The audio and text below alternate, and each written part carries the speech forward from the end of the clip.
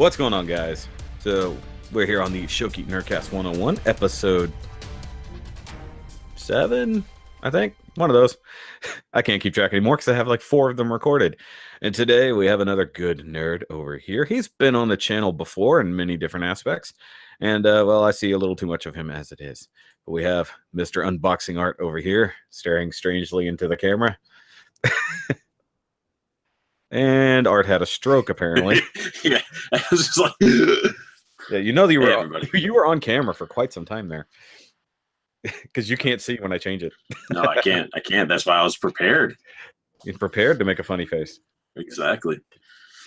Well, thank you for coming on over, my friend. You threatened me. You're like, if you get on here, I'm going to beat your ass. And I was pretty like, okay. Well, like, you were the second person ever, I think I even approached to come on the Nerdcast, and you're like the 9th person to actually come on. So it's just taken quite some time. There's a strategy behind that, though. No, think about it. Yeah, there was. Like, let you deal with this and, like, figure out all the bugs and issues, and then I'll come on as the 9th person, so it runs smoother. Except for the fact that you're not prepared in any way, shape, or form. Not at all, but that's okay. That's what makes this interesting. That's what editing is for. That, too. All right, guys, but you should know Unboxing Art by now because I'm always telling you to go subscribe to his shit. And if you haven't, why? Go subscribe to Art. He does all kinds of fun stuff. I mean, you can just see a very small amount of the stuff that he owns behind him there. You can see plenty of pops and other action figures and other things and some fugglers up there on the wall. But tell the people who don't know you a little bit about yourself. I'm Unboxing Art. I unbox things. But no, I'm just a guy. Like, I am into collectibles, comics, things like that. And I just decided to start recording me opening shit and met people and joined Facebook groups and made friends and everything. I mean, how long has your channel been around, actually? I don't know, maybe a couple of years. Like, I had it, like, when I first started, I was like recording like when I got masks and stuff, because I used to be a heavy Slipknot mask collector. And yeah, I think that's what I started, but it wasn't like anything serious because I didn't know what the hell I was doing. I just wanted to show people, be like, hey, check out this mask, you know? Yeah, so you were just doing it for the hell of it at first. And now you're doing it for some reason. Still for the hell of it, but yeah. It's fun. Yeah. And it's funny because you and I only really first met. I don't even know why. I think because like you had already subscribed to my channel or you'd seen one of my videos and I was talking about needing a logo, and then you started sending me random drawings that you were coming up with for a logo, none of which that I approved of in any way, shape, or form. But what I found really funny is that, like, at first I didn't know who you were. I thought you were like a little kid, like, hey, I can draw a logo. Really? Well, I couldn't look your profile picture. You've got a fucking My Pet Monster like up by your head, and I've never like opened it or anything. But I was like, who is this? Well, also your drawings were very like sketch, literally. So I know you're a much better artist than that, but it literally looked like a little kid drew it as a concept. It was funny. I mean, that's how concepts have to be, man. You were saying you want a logo. I was like, I don't know what this guy wants. Like, I was still trying to grasp. I didn't even realize what the heck your logo was originally anyway. I'm like, what does he have as his picture? Like, I see these bright yellow lines and it looks like a robot. It still is a robot. But yeah, no, because I've tried to get you into Gunpla building and stuff like that, and you have still resisted to some degree because you haven't even opened that. Well, you've unboxed that kit, if I remember correctly. I did. And you had no idea what the hell you were looking at. Runners. Lots of runners. Yeah, you've just been lazy. Let's just put it that way. Yeah. I mean, I'm going to, and I really like when I go to do it, I'm going to make sure I have all the stuff I need, because I'm really going to go in and add some extra love to it. I'm not just going to put it together and just be like, hey, I got it done. Look, I got Gundam, you know? You should, though. Like, just go after it. Be a noob. Although you technically, you have the ability to paint and customize things as you used to do with some 40K stuff, right? Yes. Yeah. 40K is sculpted, did a lot of art stuff. Yeah. Yeah, I mean, you obviously have a design background and shit like that, so it's not really that foreign to you. It's just a new medium you've never explored.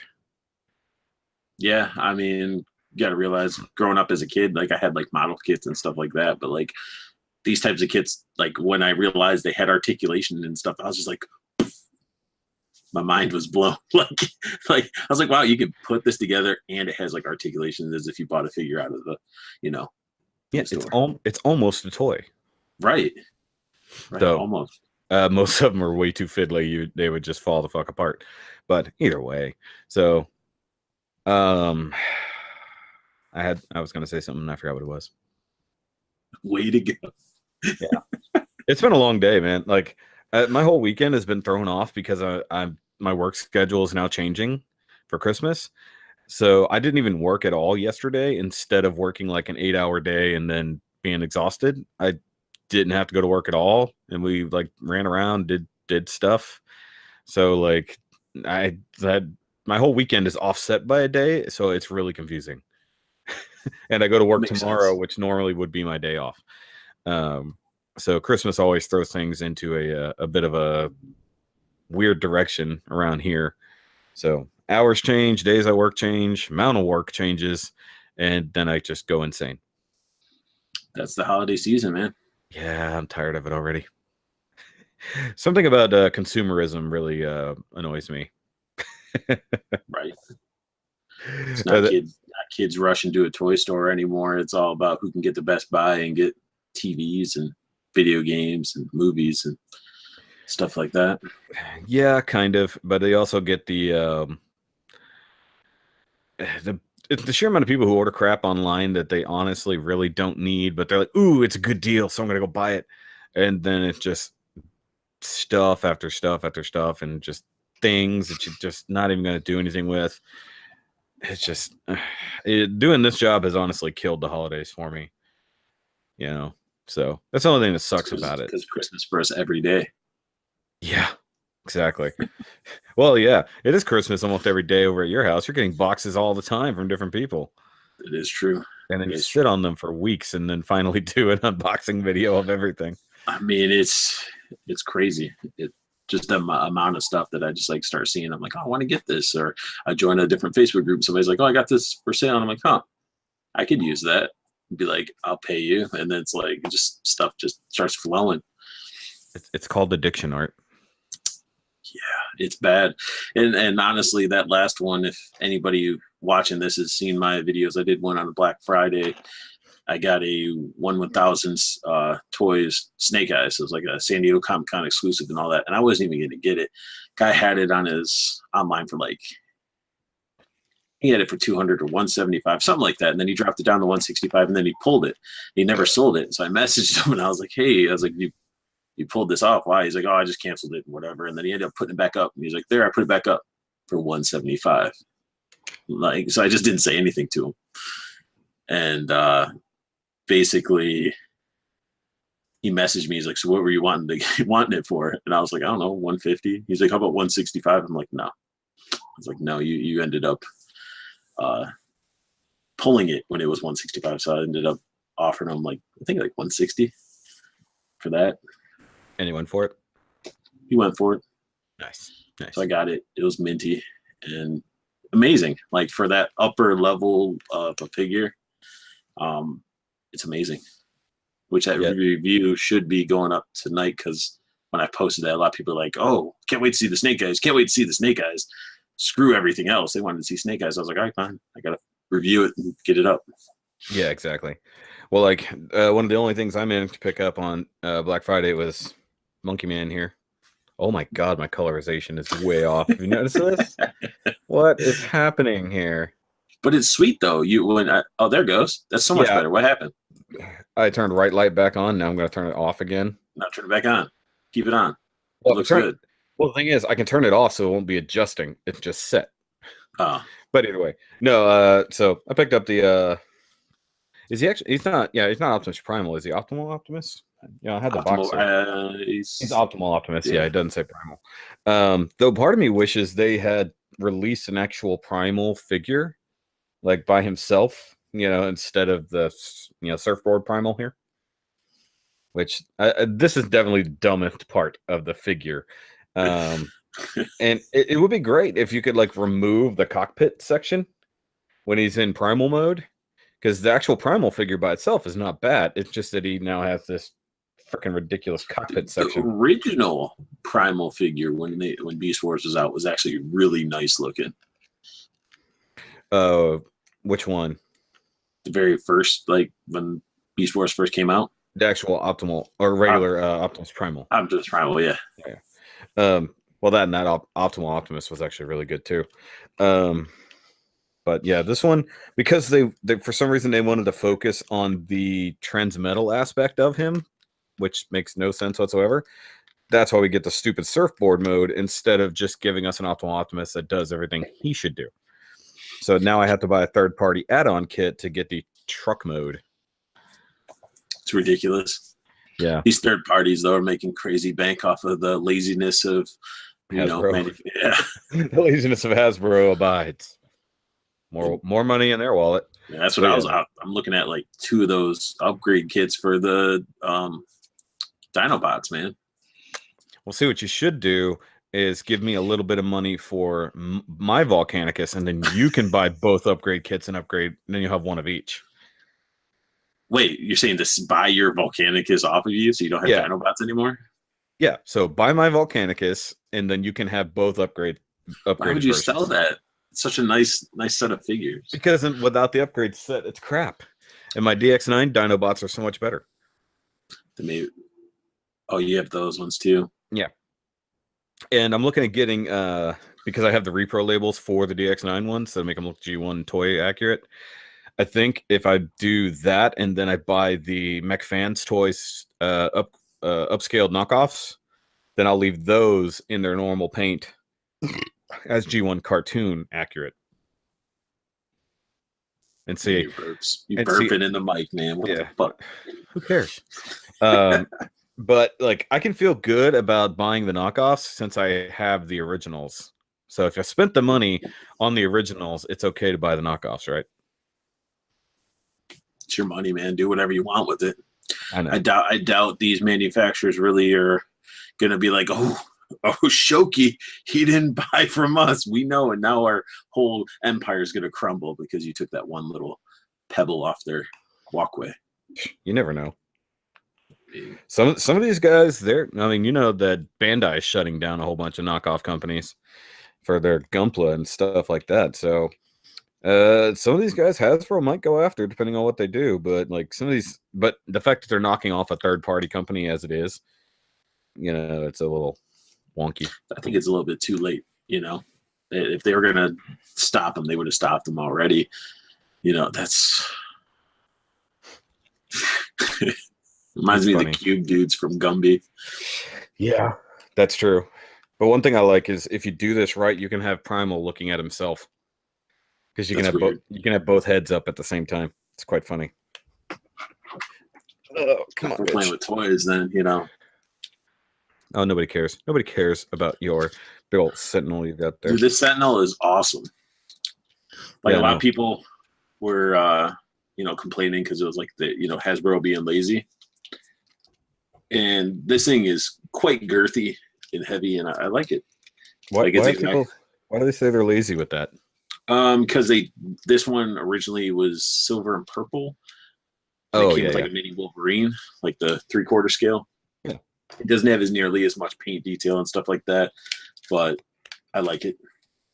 Yeah, see, look, can you see that? At least he's not alone. Yeah, you could look. It's like Primal looking at Primal. It's like a desk or a table with 2 heads on it. Yeah. Well, one thing I do wish it kind of could do is if you could, or if they, since it is like Power of the Primes, they should have had like a Prime Master or a Titans or a Titan Master head for it.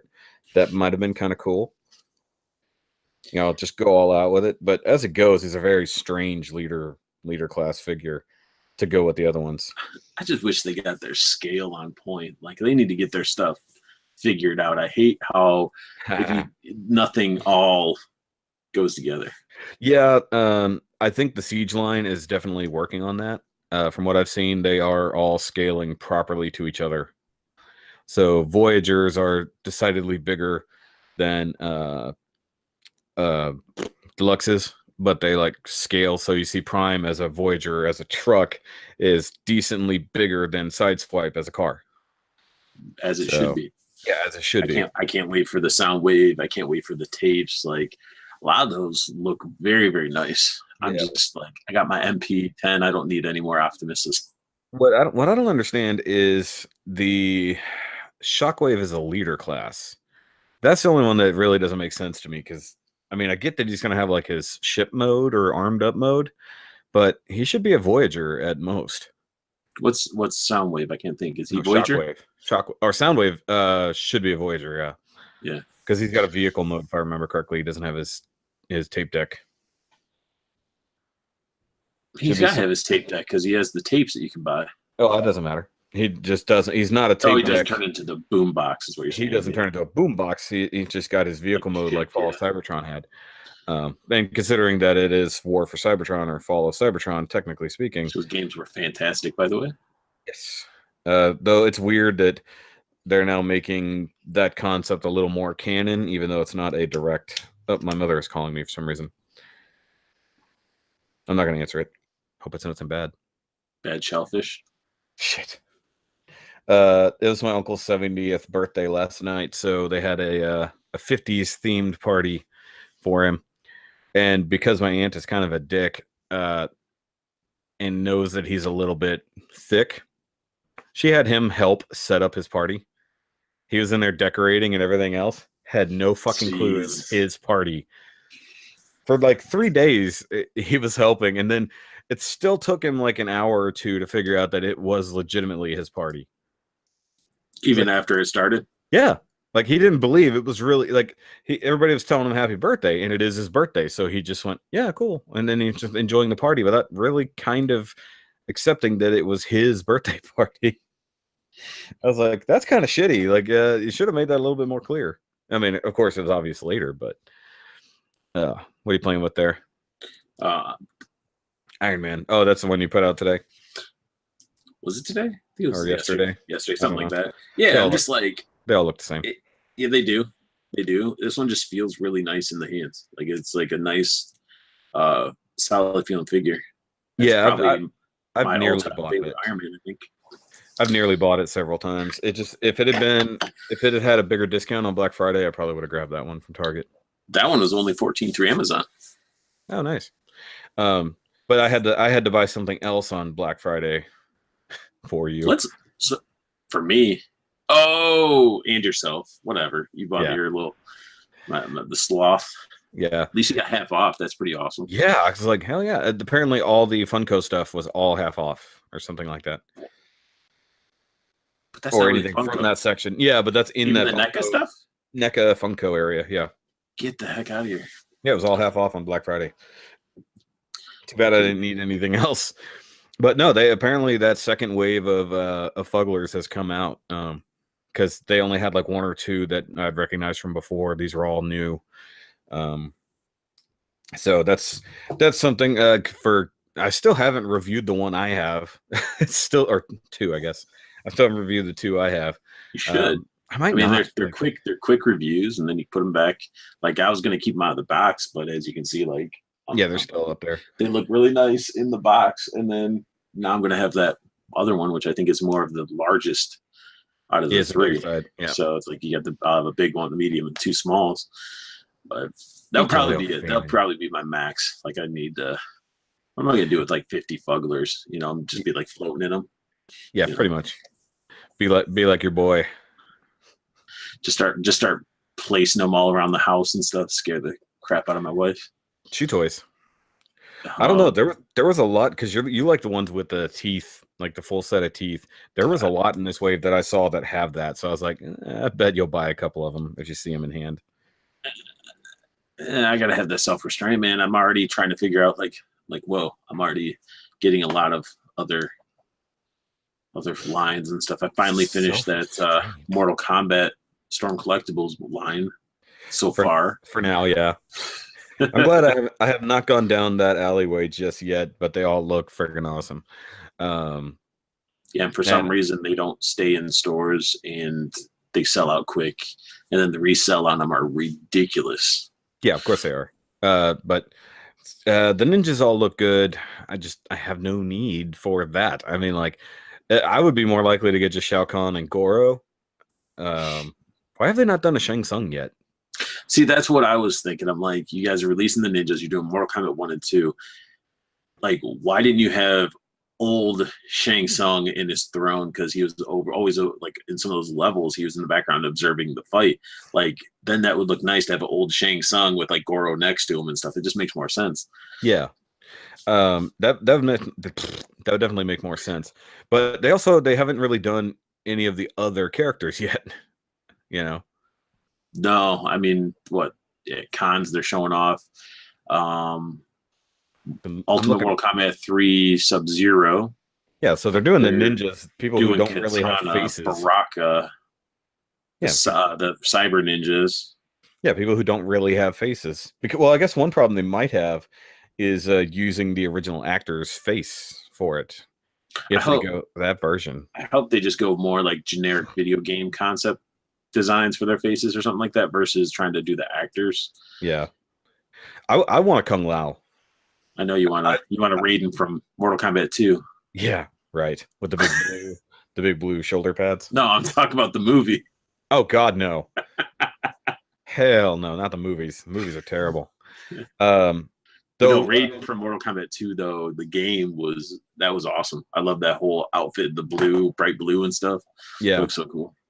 But no, I would love a Kung Lao with the blade hat. Yeah. They got lazy with the last two ninjas. They didn't give fatalities. Yeah. I was like, you give us these effects, but we need more parts to do fatalities with. It should have been like a thing where they released fatality pieces with everything. Yeah. But it's like, as they get into higher games, they're gonna have to come up with more crap. Like Sub-Zero is gonna have to come with a clear person to represent when he freezes them solid and then uppercuts them into pieces. True. That will be badass though. If they have like a magnetic hold together body that's mostly clear or looks frosty, and like just a sculpt of somebody, because usually it's not the exact character, but that would look badass. Yeah, like an actual figure that's like a fatality figure you'd buy separately, and then as you broke it apart, you'd have like the frozen blood and bones and stuff in there. That would be tight. Actually, what you could do right now, whoever the cheaper ninjas are, or if anybody's putting out KOs, buy a few of them and like paint them up like they're frozen. Yeah, you can do that too. But they're so like, I don't even think KOs are being made of these, and to be able to find them worth doing customizing. I mean, give it time. Well, buying a KO for that purpose makes more sense. Yes, because that KO is going to be a turd. Yeah. So I mean, well, unless it's a good company that rips it off, because there's some damn good KO companies out there. And I admit that. I mean, like, but if you've already given money to the manufacturer for their product, buying the KO of the same product as well, like I said before, to me actually is fine. Ow.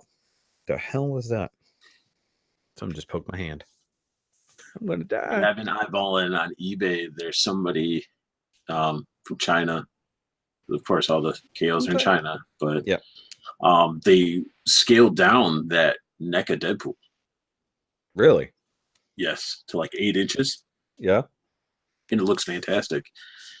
That's an interesting idea. Now there's I don't remember what company it is, but there's a KO company over there as well that's scaled down MP10 to like a Voyager class, which is actually pretty neat. What are you playing with over there? One of my Beast boxes. I hear the. Yeah, you can hear the like he's transforming something. Yep, of course. Well, what's really stupid is I've had 2 of the newer Beast boxes sitting right over there, and I have yet to review. So, like, much like yourself, I have a ton of stuff sitting just off camera, waiting to be reviewed. But I've got these guys out for whenever I do review those. Yeah, and I'm trying to get these DTOFs in order. I'm trying to get this room in order so I can actually get more DTOFs in here and just sort of bring some, make it more habitable. Yeah, well, one thing about your room and your collection, you could probably be more of a person who could get like some Billies instead, so you actually have some open cabinet space for display instead of closed. You don't like that? You don't like your open I don't want. Like honestly, with my stuff in detox, dust doesn't really mess with it. Not as bad, but you'd be surprised. But I mean, I'm just saying, like example, like having it open, you have a higher chance of dust versus being in the glass enclosed. Yeah. But of course, I'm going to be doing shelves and stuff like that because I got to get all my stuff really in order. Yeah, I've got to make a detolf run sometime soon because I have no space. I'm like, and I keep buying, I keep building, and I've got no space for anything. So like, especially after Double October was over, I've added 20 more kits back here. 23 more kits, and like I've got no space, and I've only got room for 2 more detolfs on this wall. The boxes above you, are they empty? Those are all empties, yes. So why are you keeping them? For moving purposes. Oh. It's so much easier. And in reality, the bigger boxes have smaller boxes in them when I can. And I've got 6 tubs full of empty boxes elsewhere, and the closet as well. Yes, think about all that space if you just got rid of those boxes, though. Yeah, but I'm not going to put anything on top. Why not? Well, because what's the point of that? Then that defeats your dust factor. I was talking about dust. You weren't. Yeah, but you said that you wouldn't have anything. I do have stuff on top of mine. No, I do too. You can see right over there behind me my transformers that won't fit, so the random detolf that doesn't fit with the others. Yeah, you cast it in the corner. That's the one off to the side because I don't want it out here. But and the thing is, I don't think they make them in that color anymore. Mustard yellow. Well, it's like a pine kind of color. It's a light wood color, but I think they only do white and the mocha or the black color now. I don't think they even do that because one thing I would have done was buy another one of those and have them like over here with like Power Rangers and Transformers stuff instead. So Gunpla behind me and then other things, but I've still got to get rid of this entertainment rack over here that's just got all my other loose figures standing on it along with my Xboxes. If I get rid of that, I could fit 2 detolfs in this corner and I could have different figures out there. So all my Marvel Legends, all my World of Nintendo, all my grocery gangs are all over here to my left. And then like more Marvel Legends and more Gunpla and everything down here on this TV stand that's just basically another surface. So I've got room, but I'm gonna have to rearrange it in the next year or so. You and me both. Yeah. You and me both. So I mean, it is what it is. It's always going to be a battle for space, and the space itself seems to be getting smaller as it seems like my stuff wants to be kicked out of the living room. That was part of the fight we were having earlier. Really? Yeah, a little bit. And also, apparently, I'm not allowed to put my Christmas Gundam out on the tree this year. What? Yeah. She's just being a jerk, bro. Yeah. I got Bobby Skullface involved in that argument. And he's like, his solution was just to go buy my own tree and nerd it out. So like have her traditional tree and then have my tree where I can do whatever the hell I want to it, which I thought about it as like, it'd be fun to have like Marvel Legends like all over it, or then like my small Transformers. Or just like give her the tree this time and you get your tree next year. Well, I've had it. Well, it's not like I take the whole tree. I just put the Christmas topper on, and it's an angel. So, I mean, it is what it is. And this year I was actually going to do a new tree topper, which was going to be a star, but it was going to be a Gundam. And I didn't have time. I couldn't, now that I can't find that particular one anymore to build. So that made it even harder. Dude, I've got like so much crap over here. I've got these Mega Man figures. I've got Fugglers. I've got all of those Grocery Gang figures. I still have yet to open. They're all just sitting there. I've got Transformers. I've got all these other kits sitting here to my right that I need to build, but these are like the last ones I'm going to build this year. Basically planning out December. Since I'm going to be a lot busier with real work.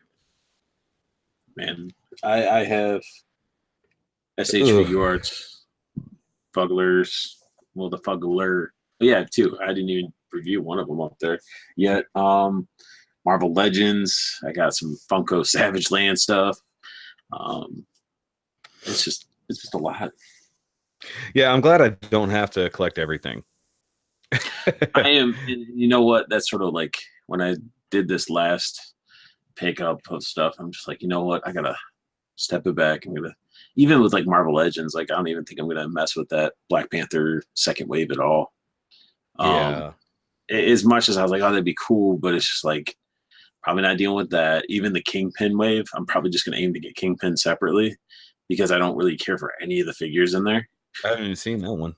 And so it's just sort of like I'm sort of cutting back as much as everybody's like, oh, you're an unboxer, you're a reviewer, you're supposed to review everything. And it's like, no, if I do that, I'm spending money on stuff I don't really need or want.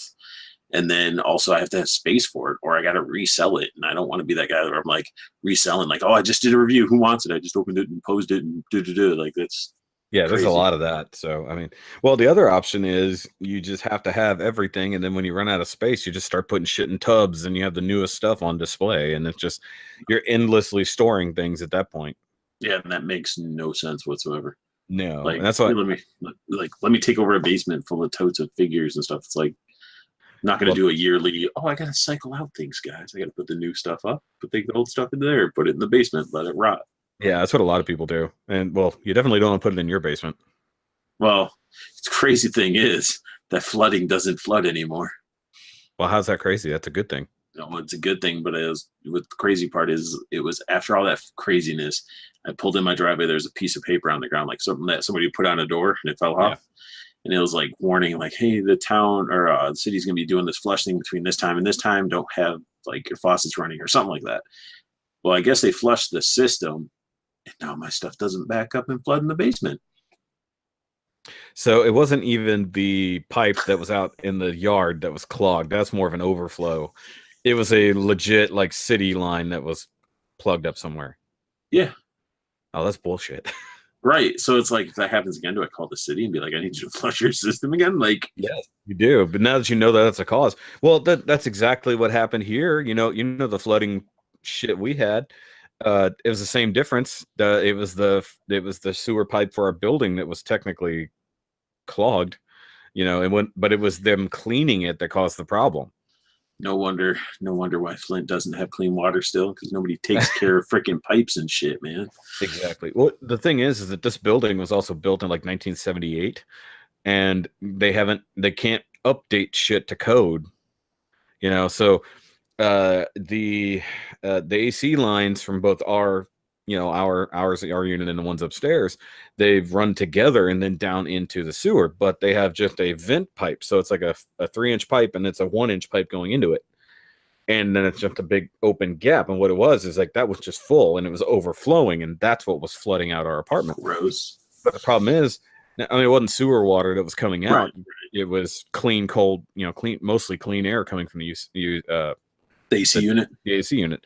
But the thing is that on modern buildings, the vent pipe goes all the way to the roof.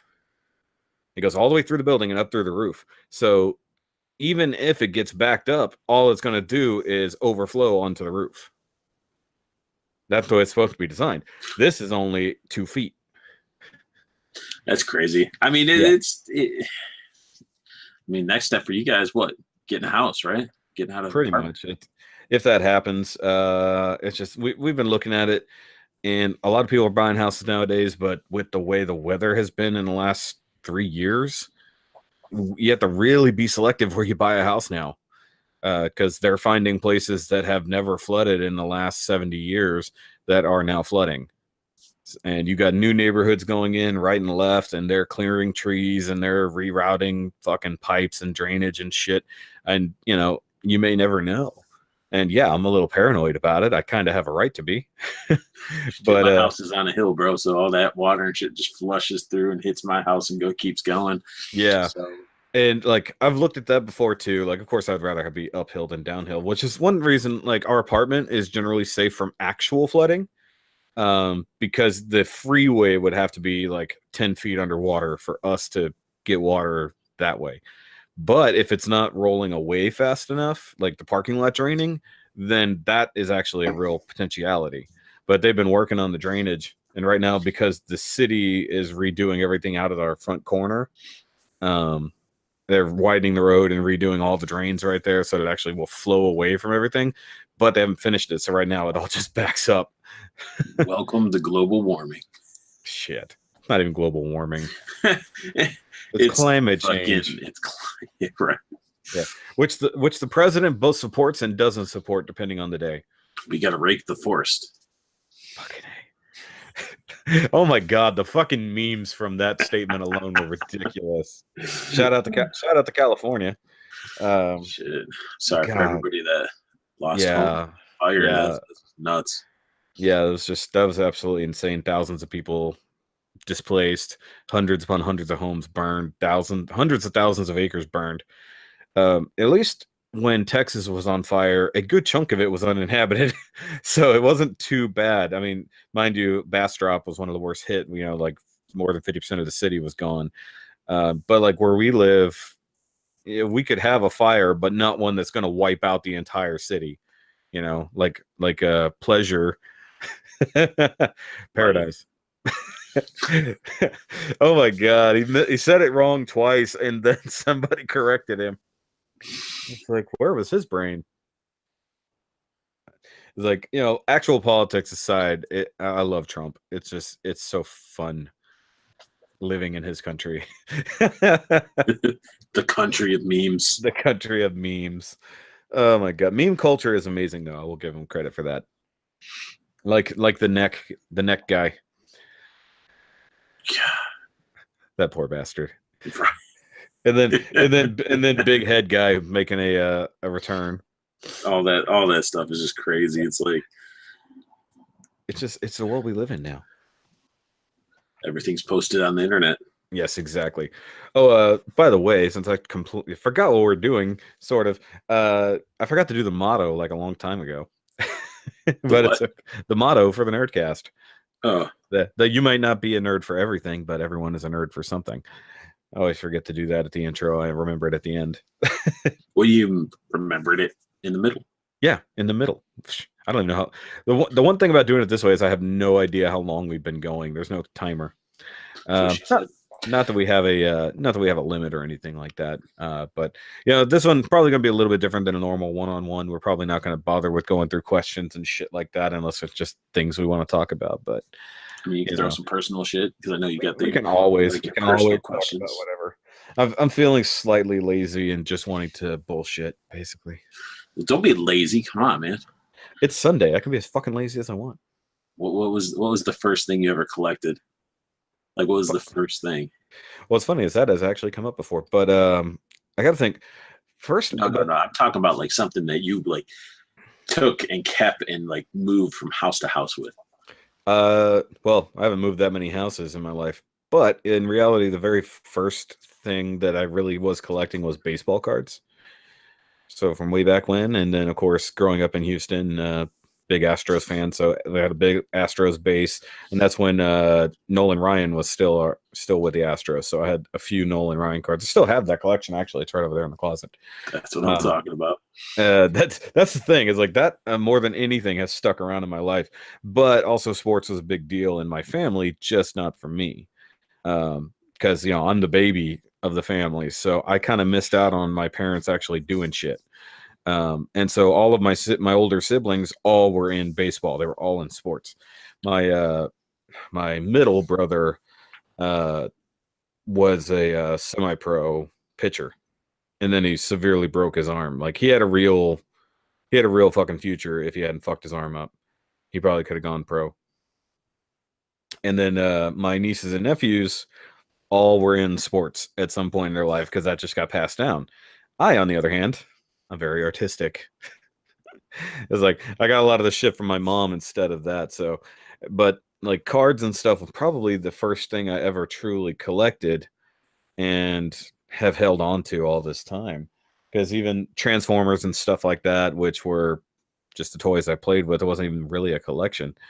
Those have come back or been gotten rid of over time.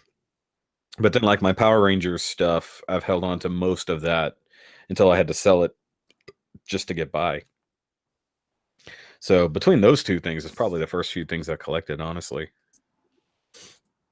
But like I always say, like collecting begins when you're a kid, but you just don't think about it because like your parents buy you something hoping you'll be interested in it when you're little. You don't really have any taste yet. And then you decide to like it. And then you start buying everything around that thing. So, but it's not like as a kid, you're never ever thinking like, I gotta have this whole set, or I gotta have like everybody from this wave. Like as a kid, we're just like, oh, it's a G.I. Joe or it's a Transformer. I want it. Like, yeah, no, you're right. You know. But well, back then, of course, being the kids in the 80s and 90s, like it seemed like it was a lot easier to do those things because there was a cartoon tie-in and stuff. Not that there isn't now, but you had a cartoon tie-in, you had your characters, so odds are you either flocked to a particular character like Snake Eyes, or you bought all the things. But also as a kid, you're a lot more selective. Hey, that looks really cool. I want that. So I had a few G.I. Joe things back in the day, but not that many in comparison to other stuff. I can never remember what it's called. What was the big Cobra twin body helicopter? It was like purple, had two big spinning blades. You know which one I'm talking about? Oh, no clue. Okay, I have to look it up. Actually, you know what? I think it had a main. It had a main cockpit, and then it had two little flying jets that came off of it. I had that, and then I had some of those ones when I got into like, what was that series whenever they were doing like animal infusion to their vehicles? The dog just bursted in. Hi, Timber. Go lay down. I'm telling you need to feature him on the channel more. Go lay down. But Daddy, I wanted to see you. Nope, you're gonna walk over stuff that doesn't need to be walked. Daddy, but Daddy. Just give me a second. Let me get him out of here. I'm gonna mute so I don't. Daddy. Oh no, don't mute it. It'll be funnier. No. I felt like such a dick. I was telling my wife, I'm like, the dog's up here. It's almost like, hey mom. It's basically like, come get your fucking kid. Yeah. That's what you just did. That's what you just did to your dog. You dick dad that. Well, no, I had to move stuff around so I can sit where I'm at. So therefore, if he would have came to me, he would have just trampled all over it, and I just would have been like, no. Because you're a bitch. No, not at all. Don't squint at me. Says the one that can't have his topper on the Christmas tree. No, but I can get my own fucking tree. And like the funny thing is, she's kind of down for it too, because we got to move one of the DVD just a waste racks. of space. Just a waste of space. It is. But she's already talking about it. Like, we could put a tree on either side of the TV. I'm like, maybe. Well, like back in the day, I had like a tiny LED tree. Like it was a desktop tree, and like you could put a different light thing in the bottom of it, and it would alternate the colors and shit. So I used that when I was a single man. You're a single man. When I was a single man. But I will have Santa Chief. She cannot take Santa Chief away from me. Give me 1 second. I'm going to close my door so that I don't get any more. Closing the door. Arthur closes the door. We'll go to a commercial break while Arthur closes the door.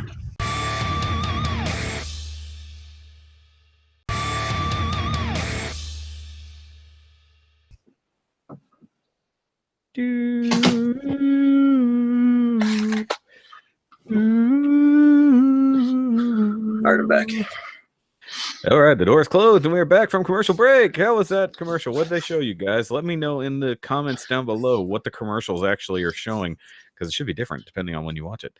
But either way, I wanted to ask you a question that I kind of forgot about since we haven't talked too much lately. How was your Thanksgiving, sir? It was all right. There's a place over here called Richardson's Farm. We ended up just doing the whole Thanksgiving stuff from them, have them prepare it, and we just picked it up because we didn't feel like dealing with the cooking and the craziness. Because I mean, it's only like me, my wife, and sister-in-law. There's just 3 of us. Oh, nice. Yeah, we went to my mom's. She cooked all the things. Yeah, see, I mean, can you imagine having to cook all that shit yourself? Yes, I can. Not in my kitchen though. My kitchen is fucking tiny. Like as you've seen from In the Kitchen with Shoky, that my kitchen is not very big. But it wouldn't be the first time I cooked a decent meal though. What's funny is we finally polished off the leftovers this morning with breakfast. Like I was like, she wanted me to cook breakfast. Normally I would do like scrambled eggs, sausage, biscuits, this, that, and the other, breakfast. But we had turkey left over, we had stuffing, we had pierogies. So I'm like, all right, so I'm gonna throw the breakfast sausage in with the stuffing. I'm gonna grill up the turkey in the pan.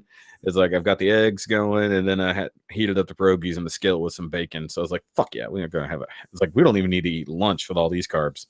Right. It's like we're supposed to be eating better, and then Thanksgiving comes along.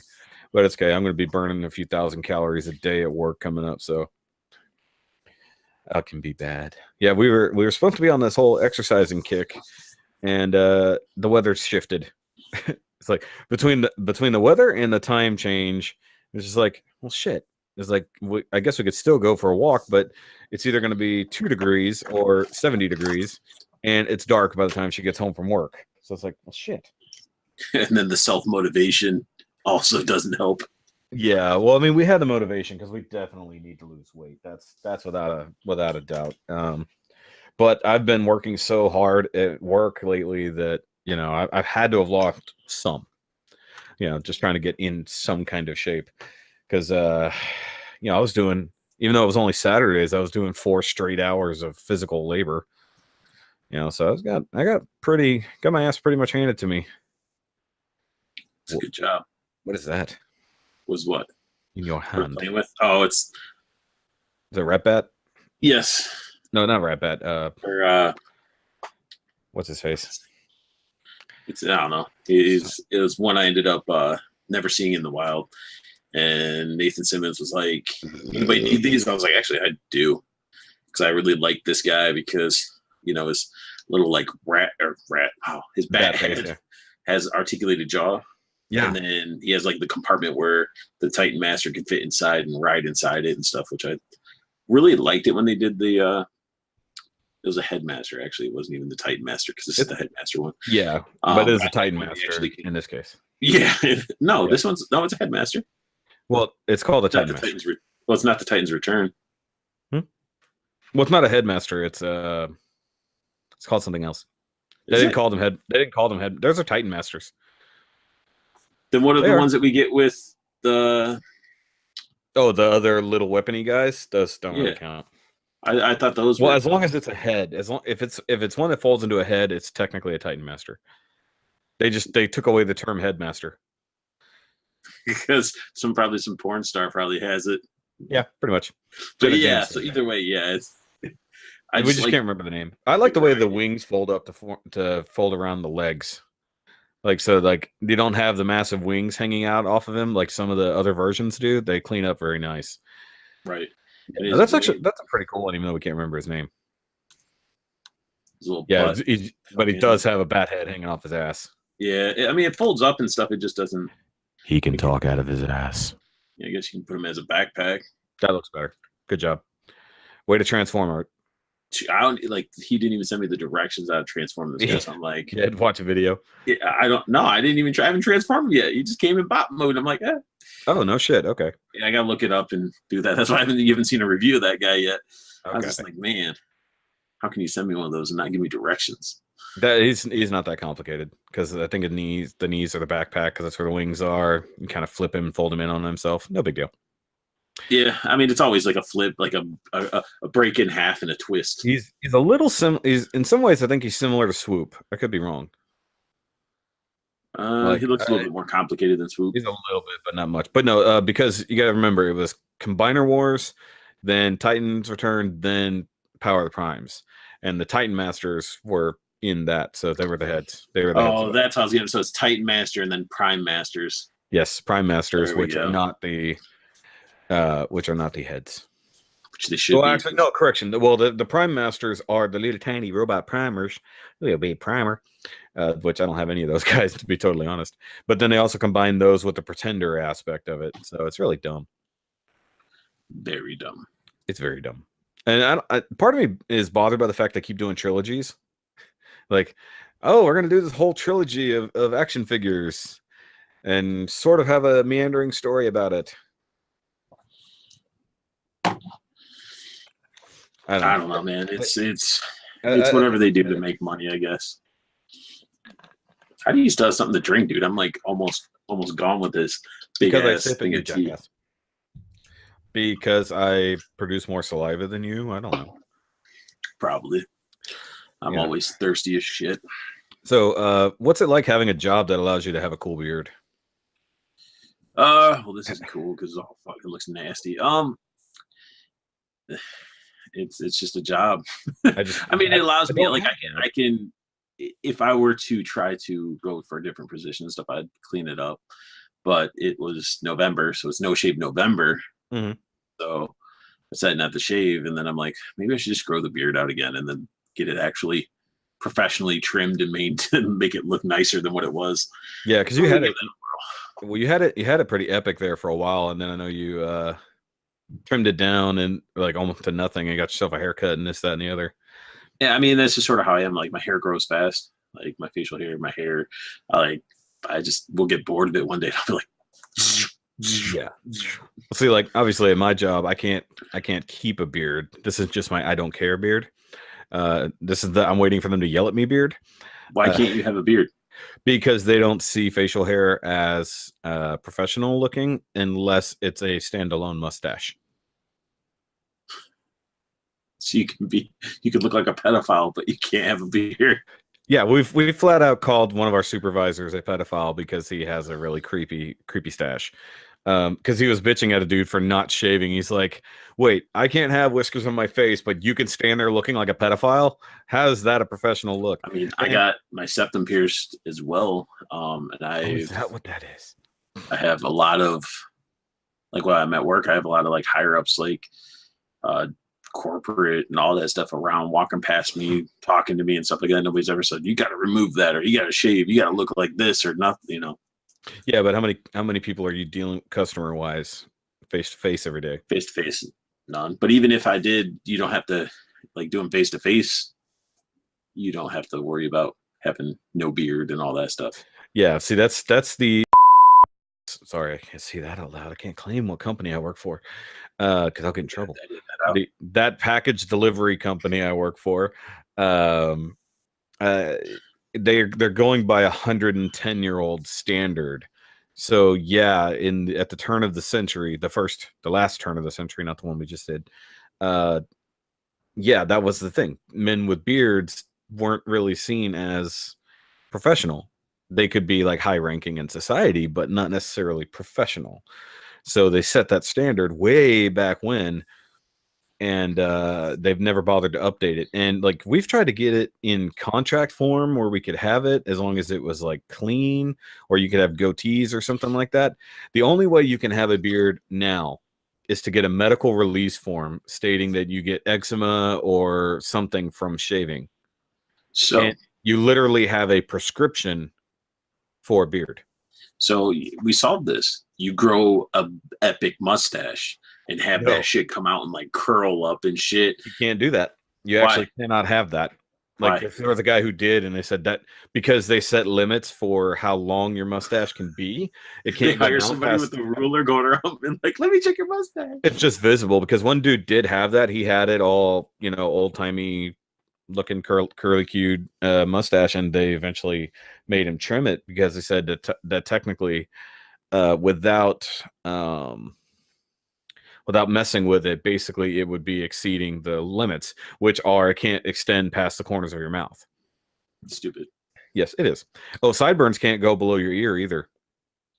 So like they're setting some kind of military thing. And if you're a man with long hair, it has to be all contained under your hat when you're working. But a woman can have it as a ponytail sticking out the back of her hat. So, because I have a Native representing American. A company that has a standard, man. I guess. Yeah. Well, it's unfortunate. Well, the thing is like if it has anything to do with your race or religion, they can't really fault you for that.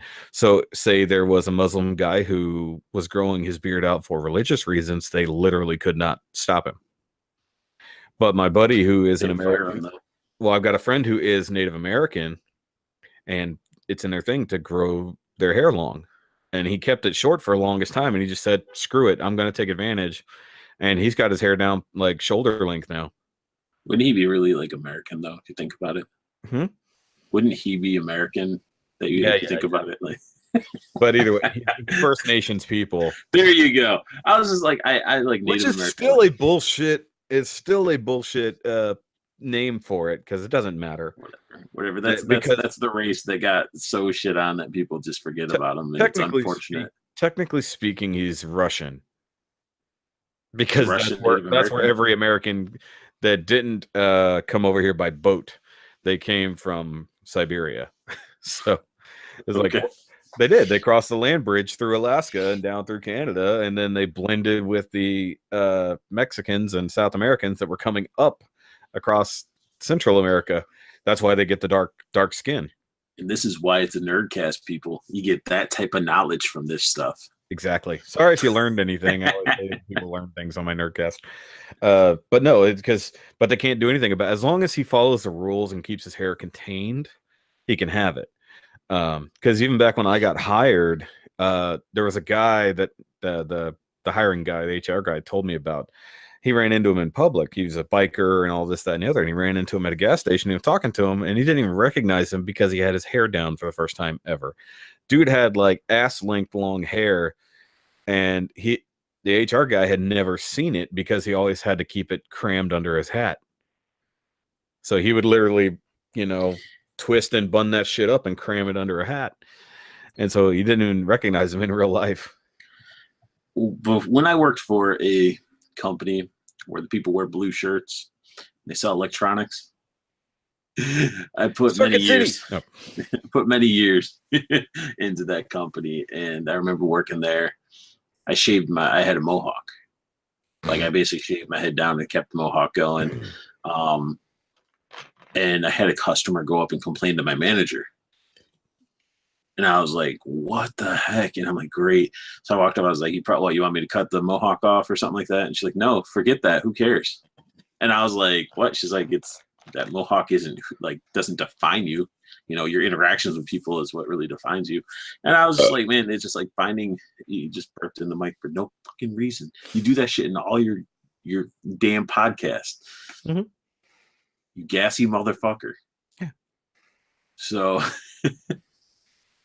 but the fact is, but either way, they didn't care that you had a mohawk. Right. It was just like the fact that there's people out there that are like so fucking upset or like hate their lives that they need to go in and try to ruin people's lives and be like, I'm going to report this person to their manager because I don't like their haircut. Get the fuck out of here.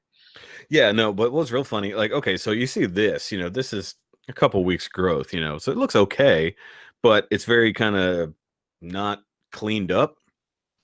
But the stupid thing about these new rules, if you get this prescription for your beard, you're not allowed, other than keeping it to length, so you can't have it ridiculous, you're not allowed to maintain it or shape it in any way. So like, I would want you to look like some fucking weird scabby victim, like your beard all on me. But what's really weird is like, I could have, if I had a few days scruff, my boss said I look like a thug. Like I hadn't shaved in like a week. He flat out told me to my face, I need to shave. You look like a fucking thug. And I'm like, hold on. The F word? Yeah, of course. But like, if I were to grow this out for like a month and like just buzz it to length, I wouldn't look like a thug. Like, what's the difference between having a little bit of scruff looking like a thug and having like a full fucking beard and looking like a thug? It's like, I didn't know beards and thugs went together, honestly. Yeah, they don't. I mean, I see a lot more completely hairless people who do more thuggish behavior than that. It's like, do I have tattoos on my face and shit like that? Do I look like Takeshi 6ix9ine? You'll never look like him because he's in prison for life. Nah, we'll have the copycats out there. Yeah, there's still a lot of tattoos. I want to be to Shoky 70. I'm one better bitch. I think the 6ix9ine was for something else and not really like. No, I'm gonna be Tashoki 68, Takeshi 68, because that way you blow me and I owe you one. What? You never heard that joke? 68, you blow me and I owe you one. I guess. I mean, I think I don't mean you specifically. I'm just saying that the concept of a 69, Arthur. I've been avoiding the whole 69 conversation. Jesus, but why? We're all adults here, except for that guy right there. He's not an adult. Why are you listening to this? This is an almost professional nerdcast. You shouldn't be listening to this child. I don't mind like face tattoos if they're done well, but like all these like rappers and stuff getting the face tattoos, I'm just like, they just look like prison tattoos. Or Mike Tyson. Mike Tyson was a tribal tattoo, and it was only one.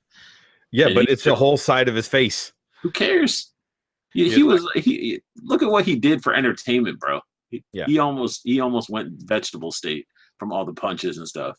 That's when boxing was actually good. He's still pretty fucking dumb. Let's just be honest. He's not dumb. He has his own cartoon. Why does that make you not dumb? Because he's still making money, bro. You have your own cartoon. It's just not quite animated yet. What are you talking about? You have your little drawing of your little my logo. Yeah, I mean, but still, I'm not making money from it. This dude's making crazy money from Mike Tyson Mysteries or whatever it's called. Hell, he was on Scooby-Doo back in the day, wasn't he? If I remember correctly. Everybody was on Scooby-Doo. I mean, you had freaking Batman and Robin, and you had the Harlem Globetrotters. Like, come on. You know what I have not seen? I have not seen the Scooby Natural episode yet, where Supernatural crossed over with Scooby-Doo. I don't think I'd ever want to watch that. No, of whatever happens to him, I haven't seen the episode. It seems like something the Trickster would probably do, but literally zaps Sam and Dean into an episode of Scooby-Doo. So like the rest of the episode is animated in old school Scooby-Doo fashion. So, and they actually have the Impala driving next to the Mystery Machine. So okay, that'd be pretty cool. It's pretty fucking cool. Let's just be honest here. Except they're fighting a real supernatural threat, not just a guy in a mask. A guy in a mask, yeah. So, I mean, I want to see it. I'm still probably a full season behind now. I was trying to get caught up on Netflix. That reminds me, I got to turn off my Amazon Prime account sometime soon before it starts charging me. Like I was trying to get the wife caught up on Doctor Who, at least to some degree, since we're watching the current season. I don't think I've ever watched Doctor Who. Yeah, you don't strike me as much as a Whovian. Or else there'd be a lot to catch up on. It's like kind of like how who was I talking? It was Dakota, because Dakota was talking about it. He's like, I can't catch up on 100 years of TV. I'm like, it's not 100 years, it's 55 years, and you don't even have to watch the old shit from the 50s. You can watch from the newest season in 2005, and it's not that bad to catch up. Right. I mean, I've sat through and binge watched Lost, so I mean, I can only imagine it's not nearly as bad. You know what pisses me off about Lost? I love the series. The ending? No, actually, I had no problem with the ending. I understood it. No, the problem is that Netflix took it down finally. Really? Yeah, they took it down after the last. Probably nobody watching it. Yeah, but I'm like, that is like. Well, I think it's up on Hulu though, so I think once something is on both services, one drops it usually. That was a series I actually liked binge watching. I was glad I didn't try watching it when it was airing, because you actually could just hammer through it, and I thought it was really well done. And the fact I think a lot of people were deterred by it is it was a very long series, and then a lot of people were like, "Oh, you don't want to watch it. It's too long." Well, the reason why people were turned off by it, because I was watching it live, the season 4 happened during the writer's strike. So there was a big break. Like they left you with a cliffhanger and then a very long break to get back to the season. So a lot of people really lost interest during that. And then when they finally got back to it, that's when all the weird time travel-y stuff happened. And people started getting really confused into what the fuck was happening. But, can't be worse than Walking Dead. Well, actually, I'm not caught up on The Walking Dead yet, but I stopped watching it. It's trash. It's trash. I don't think it's trash. I just we weren't watching it live, so I was trying to catch up on AMC.com, the day after or whatever, and then that got difficult, so I just stopped watching it in season and was going to just catch up on Netflix, and not watching it for like a year. I lost interest, even though like I guess it's had its ups and downs in the last couple seasons. I just haven't bothered. It was without I'm not doing any spoilers or anything. All I can say is when Negan was introduced and he did what he had to do, that's when I actually like it sparked a fire, and I was like, yes, like they're following the comic. Let's do this. And now they're just they threw it all in the shitter, and it's not what it used to be, man. I mean, how hard is it to not follow a comic? You have a storyboard that has a script and everything right there. Just follow it. Well, I mean, from the get-go, they weren't following 100% of the comic. But they still followed close. Yeah, it was always similar to the source material. I keep hitting the fucking table with my chair. I can like move it over. But I mean, like, I find it strange that Rick is gone. You know, spoilers. I haven't seen the episode, but it was all over the fucking news and internet. Yeah, that's how they advertised it. Rick is left, but he's not dead. He's just like gone. And they left it in Daryl's hands, more or less. I don't even know what happened or if he died. Oh, I don't either. But the reason he's not dead is because he gets 3 spin-off movies. So he's getting a Rick Grimes. I mean, it made sense for the actor.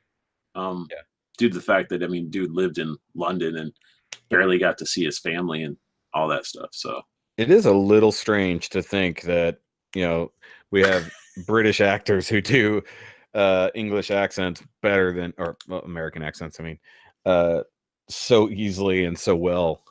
Like you probably would never have thought he was British until you saw him in, what was it, Love Actually or whatever movie that was. It's like, huh? What the fuck is wrong with Rick? I don't know.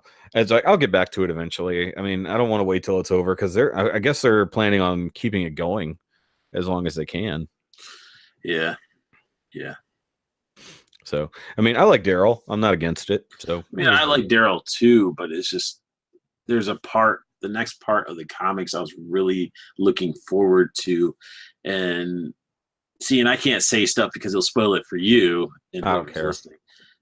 You don't care? I mean, I know some things. I mean, like, obviously we're past all that war now, so then it goes on into other things. And I know Negan sort of changes sides and shit like that. So, spoilers for anybody watching. All I'm going to say is the next part should have been the Whisper Wars. Okay. Carl had a huge role in that. But now he's dead. Spoilers if you don't know Carl is dead. That was all over the fucking news too. That's what I'm saying. How do you take him? Because like, just to go into like, because this is talking about the comics, so I don't give a shit. So basically, like the Whisper Wars were like people that would wear like the zombie skin, and they'd walk with the zombies. And that's how they got around and stuff like that. And Carl ends up becoming, I think, like ends up falling in love with one of the main leaders of that tribe's like daughter. And like it has that whole thing, and it was. I don't think they're skipping that. They're just altering it because Carl's gone. But who's gonna fall? Like whoever. Daryl. Maybe no. I don't know. I don't know what Daryl's doing now. No, Daryl's trying to do it. Like what? I was like when I was watching, I'm like, are you in love with this blonde chick now? Are you in love with Carol? What are you doing, dude? You just need to get your shit wet. What? Some new kid. Who knows? But no, that because you've said that now it breaks way more sense to the teasers they showed. Where you actually see walking and talking zombies to some degree. Oh, was there? Which makes that's in the newest trailers for the next season. So they're following the Whisper Wars, but not having the characters that they need in it.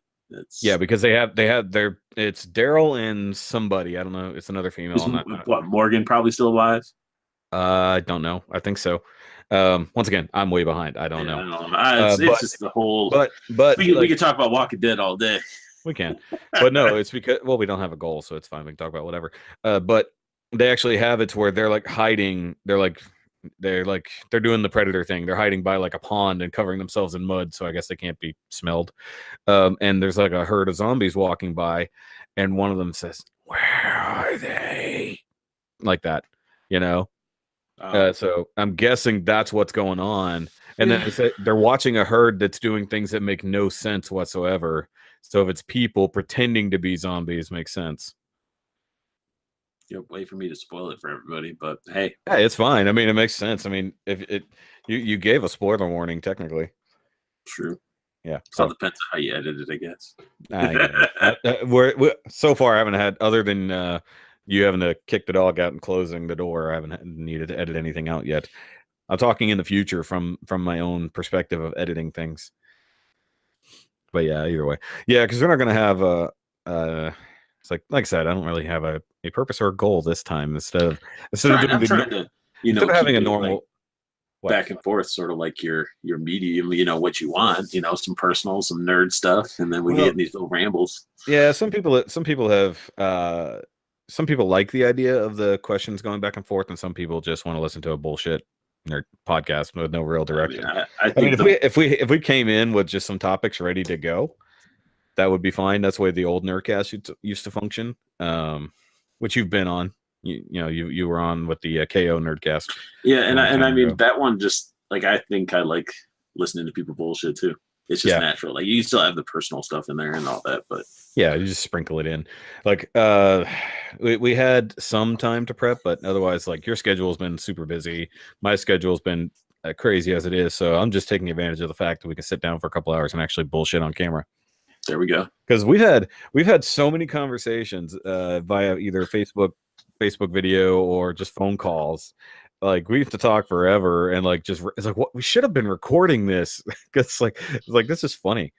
And that skit we filmed a long time ago, I still have the footage from that. So one of these days I could put that particular skit together. What skit was it? It was the one where I was talking, the dude was criticizing my video, and I got upset about it. Oh yeah, you had me record. I was outside, I think. Well, you were on, I don't know where you were, but like, I was on the couch. Remember, I was on the couch curled up. Yes, crying. Yes, and I had that conversation. This is teasers for things that people may never see. So, because you and Zeta Gumpla were both involved in that one, but the hardest thing was trying to fucking record your side, because I had no idea how to do that. But I figured it out eventually, because I was trying to record. I remember I had my camera set up to record the computer screen. But the problem is that whenever you would call me for a Facebook chat, it would interrupt the video because it would pick it up on my phone. I was like, son of a bitch. And then I figured out OBS like way too fucking late because I'm a dumbass. So that's one reason that particular skit has never come back. But the ending of that, I thought, was the best part. Like, I don't think you expected me to like truly run away and leave you hanging.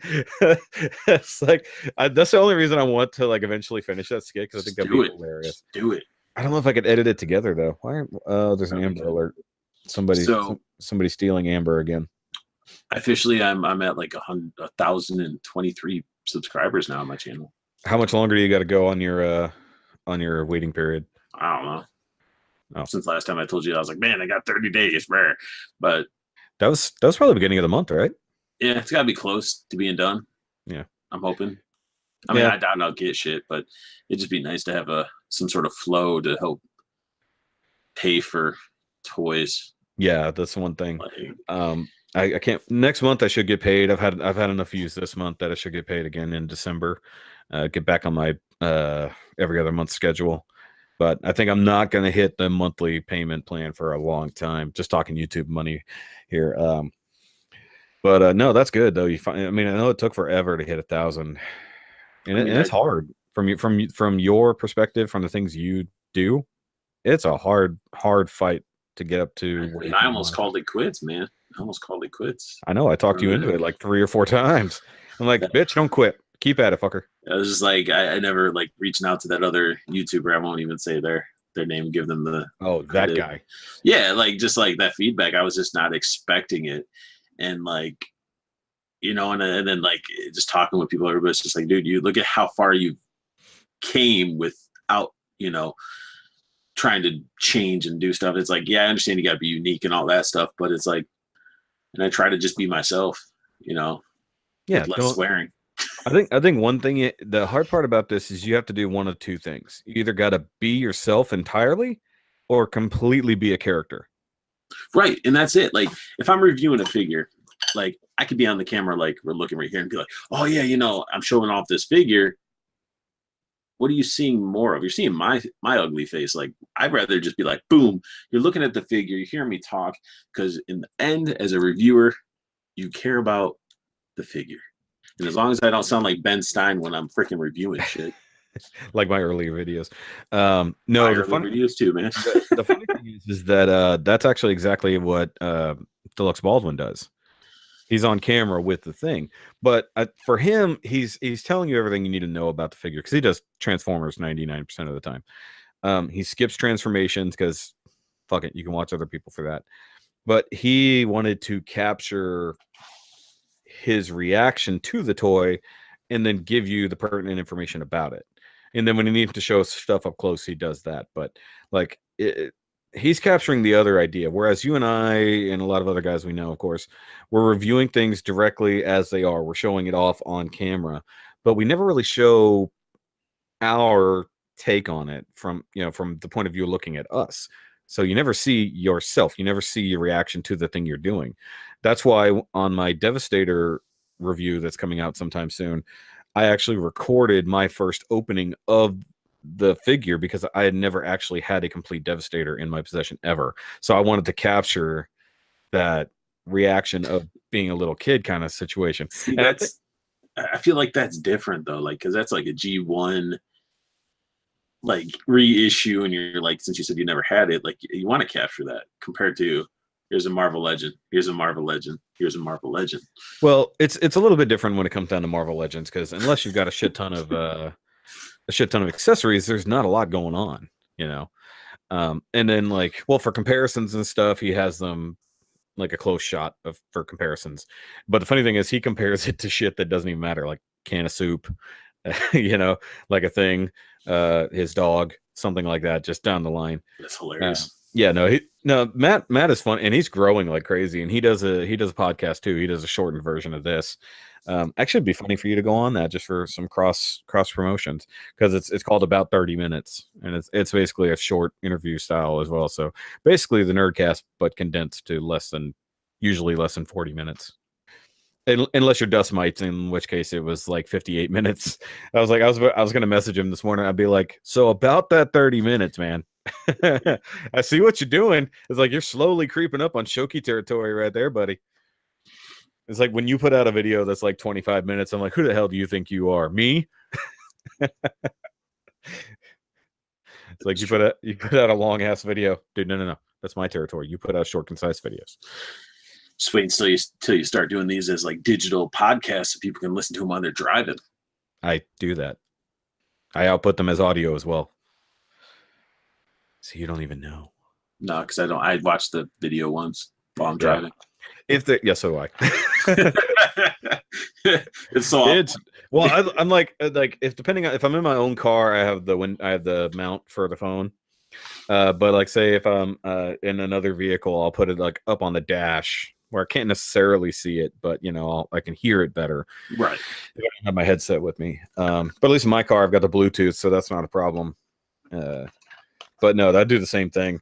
It's like because I get some days where I'll have like a super long drive, like way like almost an hour away, and I'll just put on podcasts, whether it's my own or it's Joe Rogan or something like that.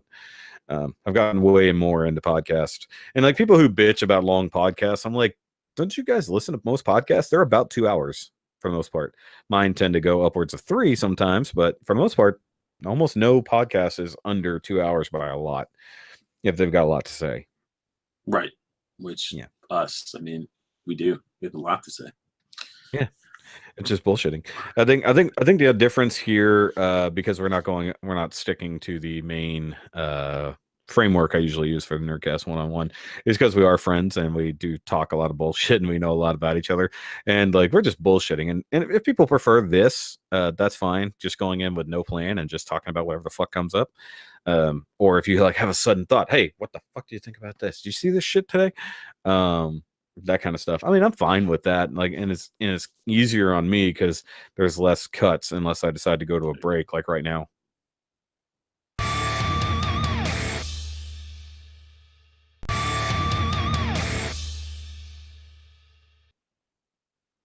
See, like that, I can just go to break anytime.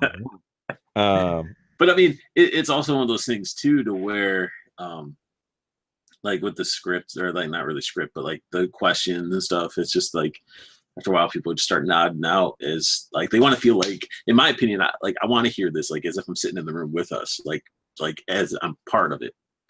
As see, what's the difference between having a little bit of structure though? We do have structure. Yeah, no, we have a very loose structure. We just started talking. That's the structure. That's all it is. I know what path that we need to sort of stay on. I mean, I could go talk about something totally way over here if I really want to, but I'm keeping it. But who cares? You can go way over there. It doesn't matter. So let's talk about. No, I'm not gonna.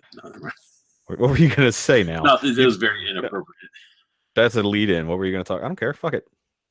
Oh, I was just gonna be like, let's talk about docking. Like, what kind of docking are we talking about? Are we talking about like at a shipyard? Are we talking about like space dock? Are we talking about penis flesh? Yes. We're not talking about docking. Now, if I had some of my gay friends on, I would absolutely do that. I would totally do that shit.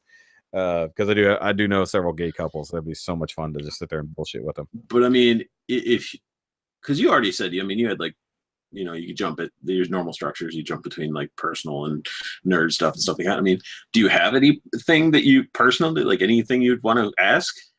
Oh, of course, I can always come up. I can always come up with stuff. Like in your case, and this is a dumb question for anybody who has tattoos and piercings. Oh, Jesus. But what led you down those roads? Because like I don't have anything. Like I'm inkless. I'm hole free, but I have all my original holes. But like it's always interesting to talk about it. From your side, you're just like, God damn it, why do people always ask this bullshit? But like it's interesting because everybody has a story behind them, like there's rare people who just get whatever tattoos floating around and not have a reason for it. So I got 7 piercings. Above the waist. Yes, all above the waist. There was a temptation at that point in my life where I was like, I was going to get 3 barbells across the bridge, but I didn't do that. Oh, you were going for the Jacob's ladder? Yeah, exactly. I know what it is. Oh, okay. Well, you gotta tell the people what it is. It's a Jacob's ladder. And I think it all started like in high school, man. Like gauging out the ears was the thing. So I started with the gauging of the ears, and then had a cartilage done because I used to work at a place where there's piercings done. Is it the tragus or industrial? Just the normal like the one up. The tragus. Yeah, okay. Yeah. So I did that. Other ones I shall not. That's industrial. Never mind. Tragus is the little guy. Yeah, that's how I was like. That's the little guy. I don't do that one. I hear that one helps with migraines though. Yeah, I've heard that. But it was just the thing. I just did it. You went to Hot Topic a lot, didn't you? I always went to Hot Topic for t-shirts though. I know. I'm just picking no offense. You have that Hot Topic look to you sometimes. Sometimes, right? Yeah. I mean, that's the place where you get some rock shirts, and honestly, to get body jewelry, Hot Topic was the place. Or you had like piercing pagodas in the mall. Yeah, exactly. So I just did it. I mean, it wasn't anything that out of the ordinary. Like that, I was like, oh man, I'm so angry at this. I got to get a piercing. I'll get you funny on that one. So my other piercings I got was a stupid reason, but I still have them. Explain. I got both my nipples pierced. And I did. See, you're laughing because you don't have to piercings. You don't understand. No, I laugh when men have their nipples pierced. Women makes sense. Men having their piercings is always funnier. So are we talking door hangers or bars? Door hangers. Oh. Well, it makes sense with it's this one. So you could tie them all together with a chain. The first one is mainly this is stupid. This one's a stupid piercing. There's a reason why, because I'm a huge Corey Taylor fan.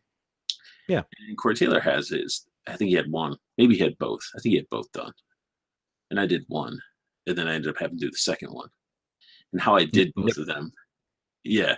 Yes. Sorry. So I did one, and I was like, man, I got to do the other one. So the first one, let's get in the story. We're going to piercing, unboxing arts, piercing stories. So first one, I was hanging out with a friend, and I had a taper. A taper is something you use to gauge your ears out, to stretch it out. Oh, it starts small, and then gets thicker. He took a taper, and he took a potato, and he jabbed it through my nipple. What's the potato for? Help it have something to. Oh, I got you. So, Okay. but So thankfully, that made no sense. Thankfully, they're straight in there. It was perfect. Like he could. I don't know what I was thinking. I could have like. Wait, he literally just took that taper and just shoved it through your nipple. Yeah. Ow. And then we fed the piercing. At that point, just get a leather punch, man. Just and then go. So, my other job, I was working at. I was assistant manager. Assistant manager at a job where they had piercing guns, and I found like going through straight in the back room, I found barbells. I'm like, huh? Like, when do we have these? So I hit up one of my friends. I'm like, dude, you gonna come over and hang out like on your lunch or whatever? He's like, yeah. I was like, bring a cup of ice. So I stepped in the back room, iced one up, chunk with the piercing gun, and then I went back to work. Hey, baby. You're like, we're talking about Arthur and his nipples piercing. He's got 7 piercings, all above the waist. How many below the waist? He said none below the waist, but he wanted the Jacob's ladder at one point, but he chickened out. I didn't chicken out. It just didn't make sense. Yeah, it doesn't make sense to put bars through your pee-pee. You called it a fucking pee-pee. There's the guys who do the Jacob's ladder and the Prince Albert, and I'm just like, how do you get through a metal detector? One of my buddies back, he went to Michigan State. He ended up getting the Prince Albert, and got so much ass from it because. I know the purpose for it, but still, you have a piece of metal sticking through your penis. Yeah, and then you're peeing and it's splitting the beam, and it just doesn't make sense. No sense. What do you want to do for dinner? What sausage? We got a couple leftover sausages in the freezer. The sausage that I made with the jambalaya. Oh, okay. And so she wants something better than that, man. Huh? Order some pizza. I don't know. We got mashed potatoes. We can't have just sausage. Oh, like you have never had just sausage for dinner. So you know what it is? It's that we have no bread right now, and we were supposed to go just order a fucking pizza and call it a night. And fucking order a pizza. As if that's too difficult for you to do. Does she not want a pizza? What did you want? I'll order. No. But what were you wanting? Well, I mean, that's fine. I was just wondering what we were doing. Nothing. In particular. We're recording. We're recording a Nerdcast, which you've been interrupting for the last 25 minutes. Fuck y'all. No, I love you, baby, but no. Actually, I'm gonna leave. Hold on, I'm gonna leave most of this in, to be honest, because it's a funny aside, because they can hear each of you talking. But I don't know. I mean, if pizza's okay, I mean, I'm not actually. I know you're hungry. I'm not very hungry. You're a liar. Let's see what we have to eat. Why you come in here to ask me what we have to eat instead of looking in the kitchen? Yeah, but you're hungry too, and she is being considerate, thinking about your feelings, what you wanted to eat. Did you hear what she just said? No, because I was talking. She said the reason she came in here to bring it up is because it's my job to know what to cook. So it's up to me whatever to know. Whatever you got to say and nod your head to get your tree topper, bro. She doesn't have to cook a fucking thing around here, so therefore it's up to me to determine dinner. That's your own fault. Okay, we have like a ton of vegetables. We've got chicken. We have four chicken breasts in there. We've got sausage. We have so much food, and she wants to order. That's where we need a commercial break. Jesus. Oh, fine. You know what? I'll just starve and float away. She's gonna float away. No. Like a you asked her what she wanted. She didn't say what she wanted. What the fuck? Huh? That's such a woman response. Like, are you hungry? Yeah. What do you want? I don't know. Exactly. No, that's what it is. I tried the other day. We went out to dinner, and she's like, "Well, where are we going?" I was like, "Why don't you guess where we're going?" She didn't fall for it because you make her guess, and then you just go to the first thing she says. And you're like, yeah, "You're right. Yeah." I should have just stepped on my own cord. All right, but let me finish up here, and then we'll figure out dinner because I got to stop soon, anyways, for Doctor Who. Bye, Arthur. You have a wonderful evening. Yes, you as well. Make sure you don't starve and float away. He said, "Yes, you as well. Make sure you don't starve and float away." No sarcasm. I'm gonna go enjoy this Texas heat. Yeah, go enjoy the Texas heat outside. Oh, I thought she said Texas Pete. No, that's a different thing entirely. Anyway, so back to the metal that's running through your body. You were at your nipple piercing story. Yeah, I was just at, my job, and I just did it. Went back, and they turned out good. They're straight, all that good stuff. Tattoo wise, my first one is on the back of my neck. I got like 1, 2, 3, 4, 5, 6 tattoos, 7 tattoos. 7 piercings and 7 tattoos. Yeah, I don't know. I guess lucky number 7. You need 7 something else now. I don't know what. It's like, what else is scars? So start scarring yourself. 7 broken bones. I got 7 fingers. No, man, it's just like I always wanted a tattoo. Huge fan of the anime and manga Berserk. Mhm. And what better tattoo than to get their way to interrupt the fucking podcast again? God damn it. What? You said she would let me have the tree topper if I got her pregnant. Oh, fucking burn that tree topper. That's not a trade-off. Hey, give me something for life so that you can have something for a few days around Christmas. Right, exactly. We'll have kids one day. Either way. So about Berserk. So Berserk, you're familiar with the anime at all or manga? Yeah, I'm aware. So they all got the branded, when they went to hell, they got the brand or whatever. That's what I wanted tattooed on the back of my neck. And a lot of people are like, does that mean you're sacrificing, you're going to go to hell? Like, da-da-da-da-da. And I'm like, well, I mean, technically the branding represents sacrifice or whatever, but I took it as, we go through a lot of shit. Just like, we may not be casted into hell and have to fight our way out, but we go through a lot of shit in life. And as much as it's shitty and feels like the worst, I'm still going. Really? Really, you fucking moose-looking motherfucker gonna be breathing into your microphone like that? Nostrils flaring and shit. You're gonna get some random nasty picture sent to you at one point. I've had many ideas throughout my life for tattoos, and I've just never been able to commit. So that's another thing too. If it's an idea that you've always had for numerous years, get it done. I'm not into this whole, I'm going to go in a tattoo place, have no fucking idea what to get, but I'm going to get a tattoo. We're going to get a tattoo. I'm going to choose something out of a fucking book. Get out of here. Like, no, it's got to have meaning. All my tattoos, all 7, have deep meaning to them. Yeah, like what's the forearm? This one? Yeah. The orange. Or red. The red one? That's a Hirashikage. That's Snake Eyes and Storm Shadow tattoo. Oh, okay. I knew it looked familiar. I just didn't know what it was. What's the other one? I can't see. It's a fly. That is from I got you. A band named Crossbreed. I know Crossbreed. And no, I know Crossfade. Crossbreed's really cool. Then I got a gas mask. Yep. And then love. And then love. Which is also that's also Gara's on his head. No, you should have gone hardcore and put it on your fucking forehead. Man. You got Gara on the shoulder. Well, you finally got your figure arts Gara, right? I did. You haven't reviewed it though. I got. They don't have young Gara, do they? They only have adult Gara. They don't have tuning exam Gara. No. This is definitely adult.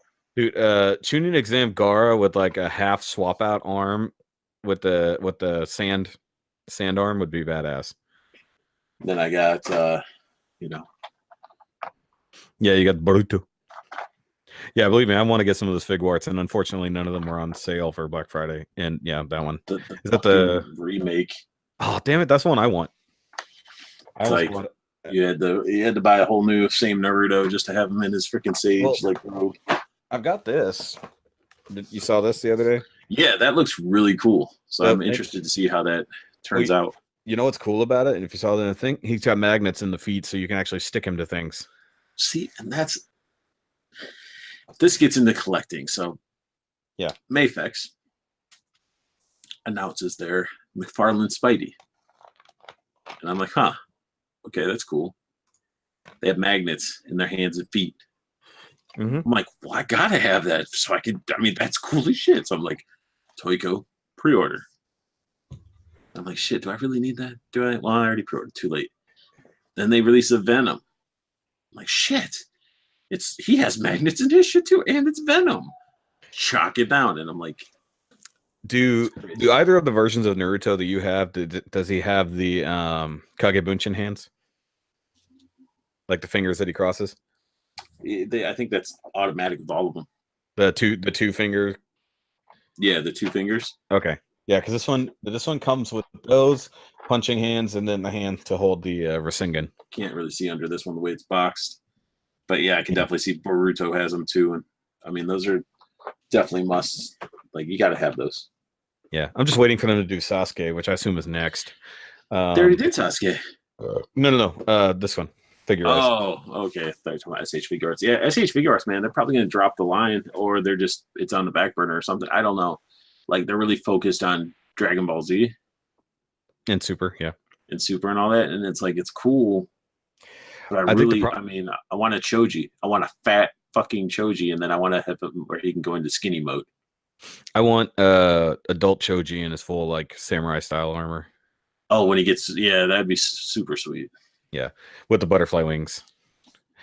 Yeah, because you need fat young Choji, and then you need when he actually activated his wings for the first time and he went super skinny. Yeah, that was like the most epic. Like, see, that's the one thing I love about that series, and I don't love the filler. Take the filler out of there. Just like Dragon Ball and their Dragon Ball Z and all their twitching and cut that all out of there.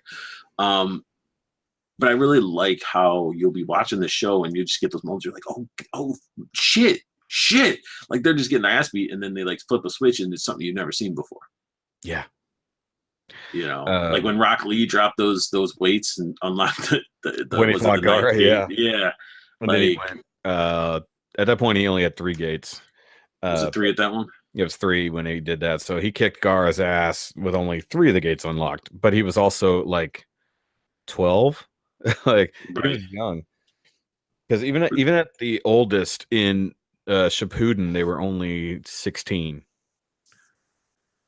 So, you got to think how young they were. But actually, Lee was 1 grade ahead of them, technically speaking.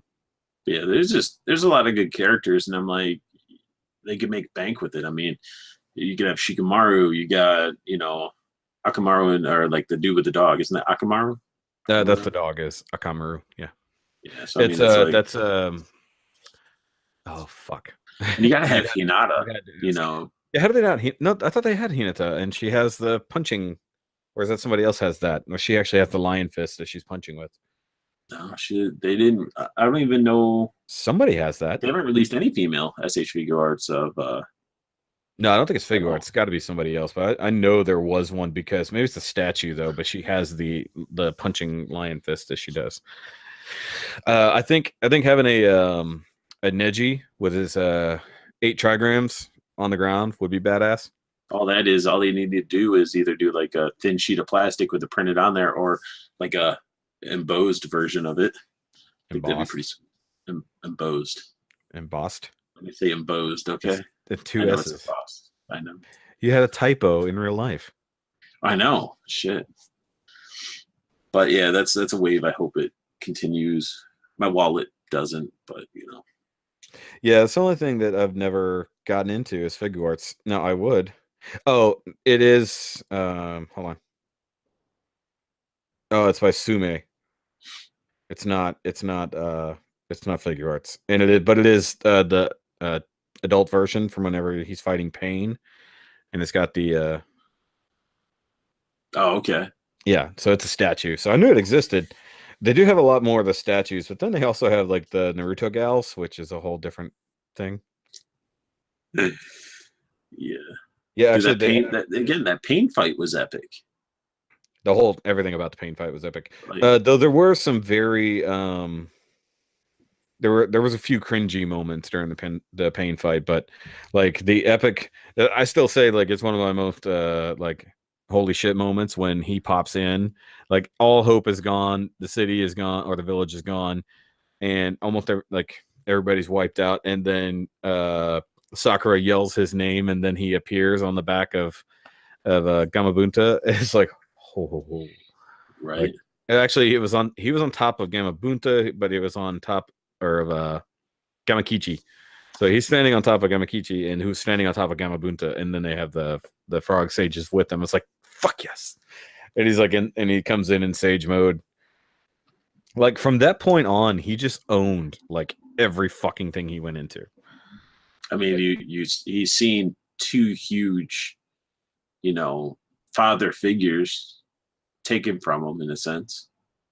the first Hokage or the Hokage, when he was fighting Third Hokage died. third Yeah. Hokage. And then Jiraiya, who may be coming back in Boruto, possibly. There's that little bit of there's a dude wearing a mask that has the same freaking eye tattoo like thing going down. Yeah, but it could just be part of his family. Could be.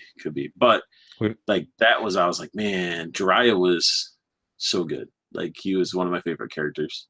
And then the fact that the SH figure itself came with the little popsicle that with the two separate pieces, I was just like, you guys have to hit right in the feels like that. Come on. Yeah. Like, but so they awesome. they did a young Naruto too, like a long time ago, right? So how the SH figure arts went, they did the first Naruto, which was god awful. Same with Sasuke.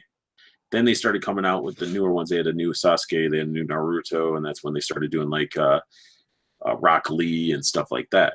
Yeah. But he was very similar to the one that came in the robe. So it's like they basically so it's still Shippuden. It's not the young version. Right. It's close. Okay. It can be used as the young version in a sense. Well, that's what I'm saying is like if they're gonna have that version of Jiraiya, not that he changed like logistically at all in the series, but give us young Naruto that he's actually influencing, Right. But if you have that teenage version, then you can have him like leaning up against him sleeping, like in that one scene. Right. That's and then you even having Sasuke and Itachi and stuff, you can just do that scene where he's just like right in the head. Yeah. Because they have the battle version, but that's Figure Art Zero, where it's Sasuke versus Itachi, but they're just more or less statues, so those aren't nearly as cool. But what they need to do now, which is super easy, is Kyuubi mode, Kyuubi Chakra mode Naruto, which is basically just a color swap. And then after that, Kyuubi Chakra Sage mode, which is still a just color swap. Not when he has the cape, like adult Naruto version, which changes his clothes. Yeah, I mean, and they can do that with a lot of translucent stuff too. They wouldn't even have to really do too much paint. They can just change the plastic color. I don't even want it translucent. I just want it kind of glowing, and you want it like the Funko Pop. Kind of, but like it doesn't have to look that cheesy. But like when he's actually in full on Sage mode, Kyuubi mode, is just fucking ridiculous. And then Sage or Six Pass mode is even better. So I mean, like, give us any of that shit, or give us a scaled down version of him in the Kyuubi Chakra mode, like the full on body. I forgot what they call that, the release mode. Right. That'd be so cool because they had the pop for Kurama, but it was like so hard to fucking find the actual Sage mode one. Oh, he's gonna fucking pull it down now. Make me jealous. Piece of shit. You talking about this one? Yeah. No, I've seen a knockoff one, but I've never actually got my hands on a real one. That glows in the dark. This is before I kept the boxes. Yeah, but he's always cool. Kurama's one of the better characters that doesn't get enough character development until the end, because they have I think it's even the Figure Art Zero, because they have Minato in Sage mode or in Kyuubi Chakra mode, which makes no sense how he developed that somehow while being dead. Right. Did he go full Qui-Gon Jinn on this bullshit and figure stuff out after he was on the other side? Or what could be like Dragon Ball Z, where they get a halo and yet they're still able to walk around, Yeah, we never see much in the way of the afterlife, but Minato was sealed in the belly of the Death God. Right. So how did he develop that ability? Who knows? It could have been in prison, because if you think about how, like, when Naruto first started talking to the fox and everything like that, he was in this like inner world within his body. Yeah. So when he was imprisoned into that, Death God or whatever, maybe it was like a little world inside there, like a prison. Yeah, because assuming that his soul was, because it's going inside your soul, realistically, is all it is. But having a tailed beast inside you gives you that extra level, gives you somewhere to literally go, because you're going into that kind of their soul chamber, so to speak. And the fact that their soul is technically connected to their chakra, which is, they cover a lot in that later part of Shippuden when they cover how his parents died. You just need to stop sleeping on the series and start watching it.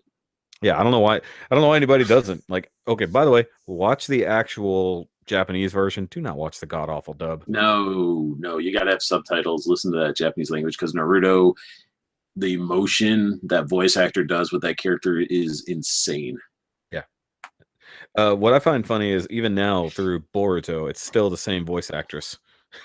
That's funny. But what's weird too is just the fact that like I want Boruto to be super successful. I just don't like the fact that it feels like it's just regurgitated. Just A lot of it's rehashing, but it would do. It is starting over with a similar basis, but with a much more with a different set of world. Because eventually, we're following a Naruto character as wanting to be more like Sasuke versus just. But I like that character. I do like the character development from him, but you see it a lot more in the anime than you see it in the manga because manga skips a lot. But they also give way too much filler right now. I'm actually way behind because the Chocho side story I just gave up on, where she's like guarding the fucking TV star. And I'm just like, I don't want to fucking watch this. This is retarded. I'm sure there's something in there, but I mean it's just like Naruto with the mermaid or whatever, the merman or whatever episode or there was so much filler in that year, the year of filler. If you guys don't know, but I had a friend who actually made a quote unquote canon version of the series. He literally trimmed out all of it, and like if it was filler, he cut it out. But if there was some parts that were remotely canon to the manga, he left it inserted. But it basically went from the Sasuke versus Naruto battle to him leaving with Jiraiya, like it should have. But like, do you remember? I know it's been a long time, but remember that last dumb quest they went on to find that bug that could sniff out Sasuke's smell? Do you remember that? And then it was like bug family versus bug family. Yeah. Okay. So and then the end, the super potent bug, the thing that could just smell anything for miles and could just find whatever. It's basically a bloodhound bug. Right. Like Naruto farted and like whatever, so they really ended on track. What I wanted to give it a real serious note was for it to actually get the scent of Sasuke from the mask, but because they're battling, the bug gets away, and then like we see it actually fly and find Sasuke, but they can't track the bug. Like they just lose the bug. See, that would have been better. It would have been so much better instead of a fucking fart. Like that's how you know it's really filler. If they'd given it a real emotional, Right. a real emotional thing. Now there was some decent stories in there, but like once Sasuke was gone, it's just like this is all bullshit. It should have just been him healing up and leaving with Jiraiya. Yep. But like I've talked about it on my top 15 emotional moments video, the death of Jiraiya. The whole his battle with pain and him figuring everything out. I think it was only like three episodes, something like that. It was for what it was short, but it was done well. They could have expanded it out even further. Well, it was short in the manga too. He's just it was a game of he knows he's got to go all out, but then once he hits his max, he's still outclassed by pain. You can only do so much against the Renegun user. Yeah. I mean, it's also one of those things too, where like it sort of reminds me of when he was fighting and he ended up seeing Hinata get her ass beat, bad to where like her blood is on the ground and he ended up like grabbing a handful of her blood when he was in his exams. I think it was like the Chunin exams. Oh, way back when, whenever it was Hinata versus Neji. Yeah, he beat up his own fucking cousin. Right, badly. But Neji's backstory, I love that they kept that a secret and then gave it to us in that battle. When it was the loser versus the genius. Right. But that was like basically the entire. That's the whole thing. I mean, it's a shonen anime series. It's just what it turns out to be.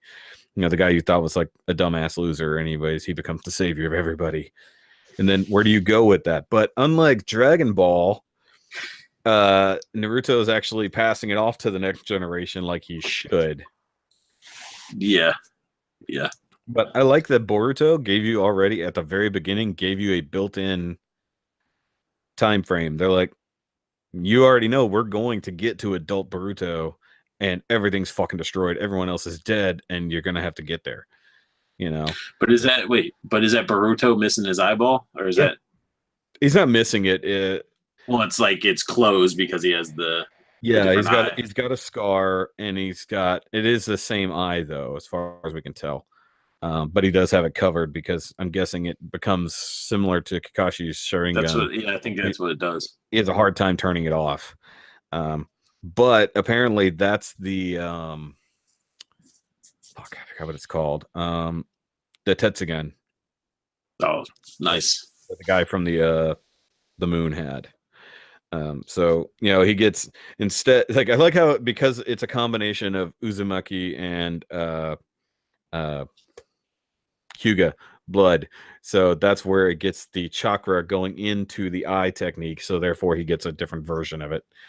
So instead of getting the Rinnegan or the And see, and that's some really thought out shit too. You're thinking about like you're taking these two characters that have these powers, and like if they had a kid, how would that develop? Like they go into really in-depth stuff with the development of these characters, which is awesome. Well, I like the fact that they go with it. If you're following the manga, you get a little bit deeper, and the anime finally caught up to it with finally doing the movie stuff over again. But they actually did the movie stuff going off the manga, so you actually see things happen the way it did in the manga instead of the way it went in the movie, Right. which is actually a lot cooler because that version of Momoshiki was ridiculous, a very demony looking one.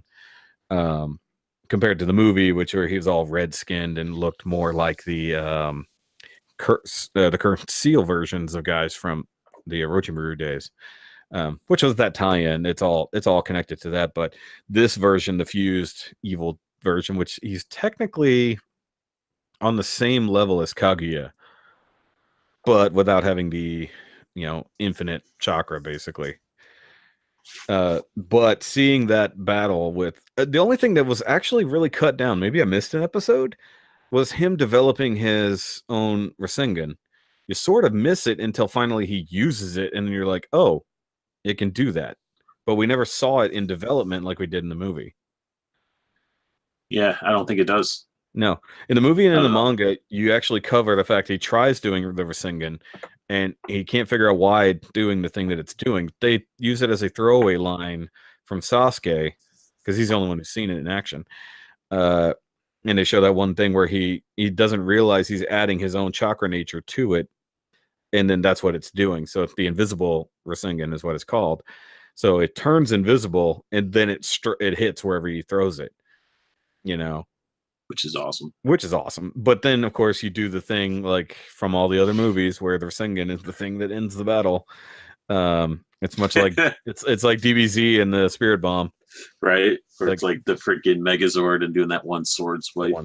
Yeah. But I like the idea that, like, and the line is so good where, okay, he makes his Rasengan and then Naruto gives him more chakra, and even throwing in Sage chakra in there because obviously Boruto can't do it.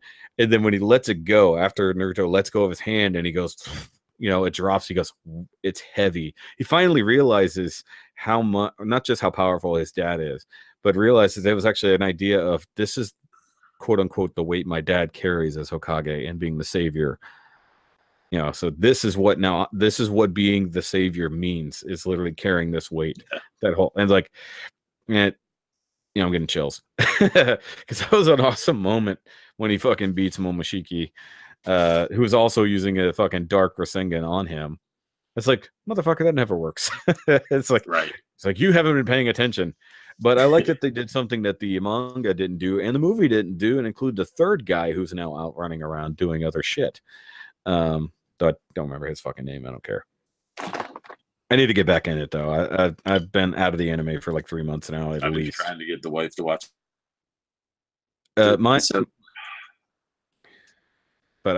Mine already says she's not really into anime and she won't watch it. I was like, I may probably like it. I got her to watch like Tokyo Ghoul. She really likes that. We started watching Full Metal Alchemist. And regular or Brotherhood? Regular. Well, you said that like it's a bad thing.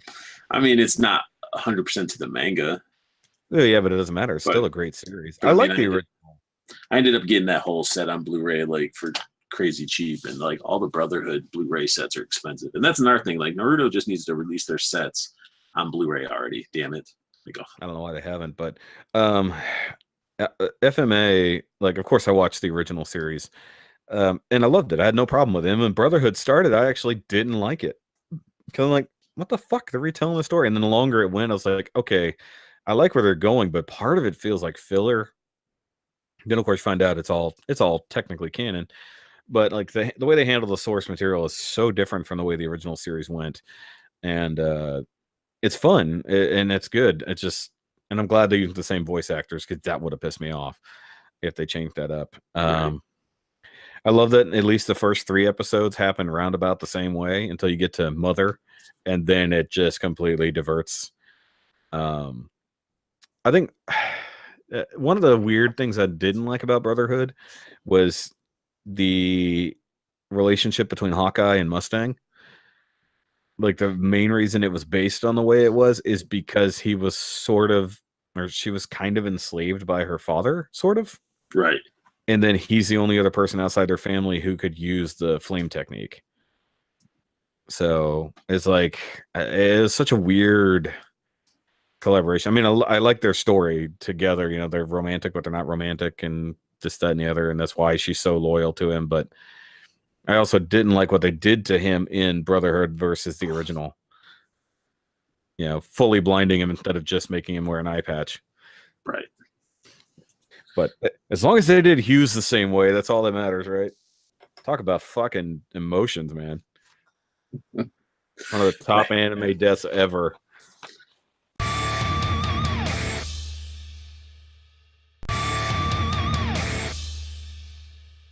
But hey, I mean, look at that. We're talking about anime now. Who would have thunk? Going all the way talking about random stuff all the way into anime. Yeah, it is what it is, man. Yeah, it's because we enjoy the finer things in life. Yeah, I mean, anime is very underrated still, in my opinion. I mean, there's a lot of anime out there. If people give it a chance, that's better than these movies that are being made in America. You know, Oh, that's entirely true. There's animes out there that are 100 times better than the Bayverse. Oh, yeah, Michael Bay is yeah. I mean, and the problem with anime is that it's seen as, what's a fucking cartoon? I'm not going to watch that. I'm an adult. I don't watch cartoons. Well, then you don't know how to fucking have fun. But also the fact that a lot of anime, yeah, there's plenty of kiddie stuff. And there's plenty of other weird random stuff like magical girl shows and stuff like that. But like they have a whole different way of storytelling that I think we forgot here in America. Disney has sort of lost their way a little bit, and they're finding their way back to it, where Pixar has really done the big thing on really emotional, in-depth writing. But it's almost like anime stories kind of, they went, Don Bluth guy has a good idea. Yeah, if you go back to Don Bluth versus Disney movies back in the day, very different in the way they do things. And only now I feel like Disney movies are really going that direction, but mostly with Pixar, you know. right. And video games are going that way now too, where they're actually getting these full like cinematic stories, not just beat 'em ups and stuff like that. I mean, look at the newest God of War. That is a hell of a fucking long, in-depth story. I mean, you go even into fighting games. I mean, look at the Injustice games or Mortal Kombat and stuff, how they actually, you know, did these crazy stories where it's just not like, oh, you're fighting a guy. Fighting a guy. It actually has these stories that just. Well, Injustice even spawning its own comic book line. Right. Or whichever one technically came first. Or they started at the same time. I can't remember. I can't remember which one was first. I think the game started and then it spawned the comic. And I think with some of the comics, they went from where the game was and then they've gone back and added the backstory in the comics, actually filled it out more. But it's all that's also the difference between comic books and people who don't read comic books. You know, it's like, why the fuck are you reading comic books? What are you, 12? Because they're called graphic novels for a reason. You know? Yeah. That's why I went through earlier cleaning up the comics I've had in the living room for a couple months now that I'm way behind on reading, because when money got tight, the first thing to go was comic books, because I was spending $25-30 a week on just comics. So I stopped buying, and I've only very recently caught up with some of the things I needed to get, like the last few Power Rangers after the Shattered Grid. And I've got to get caught up on Justice League, all the fucking new DC stuff that I watch, read. Because I was thinking of they if they haven't done it yet, they're doing the Dark Knight's Metal motion comic or whatever it's called. But I'm still waiting for a full-on DC animated version of Dark Knight's Metal. Oh, by the way, never read it. But oh god, I know you're not a big DC fan, right? I mean, I'm not saying like I hate DC, but well, it's out in trade form now, so you can buy the whole series, including the preludes and stuff like that. So you should get that. It's only like $30. I'll have to check it out. Dark Knight's Metal it's totally you, dude. How the fuck? But one thing I did buy on Black Friday. So I bought the Shattered Glass MP10 because they had it on sale for only $79. But I also bought the Batman Who Laughs DC or Diamond Select statue. So if you haven't seen that, you should look at it real quick. Right now? Yeah, you got your phone in front of you. I do. Yeah, look up. Just if you've never paid attention to that, like just type in Diamond Select Batman Who Laughs.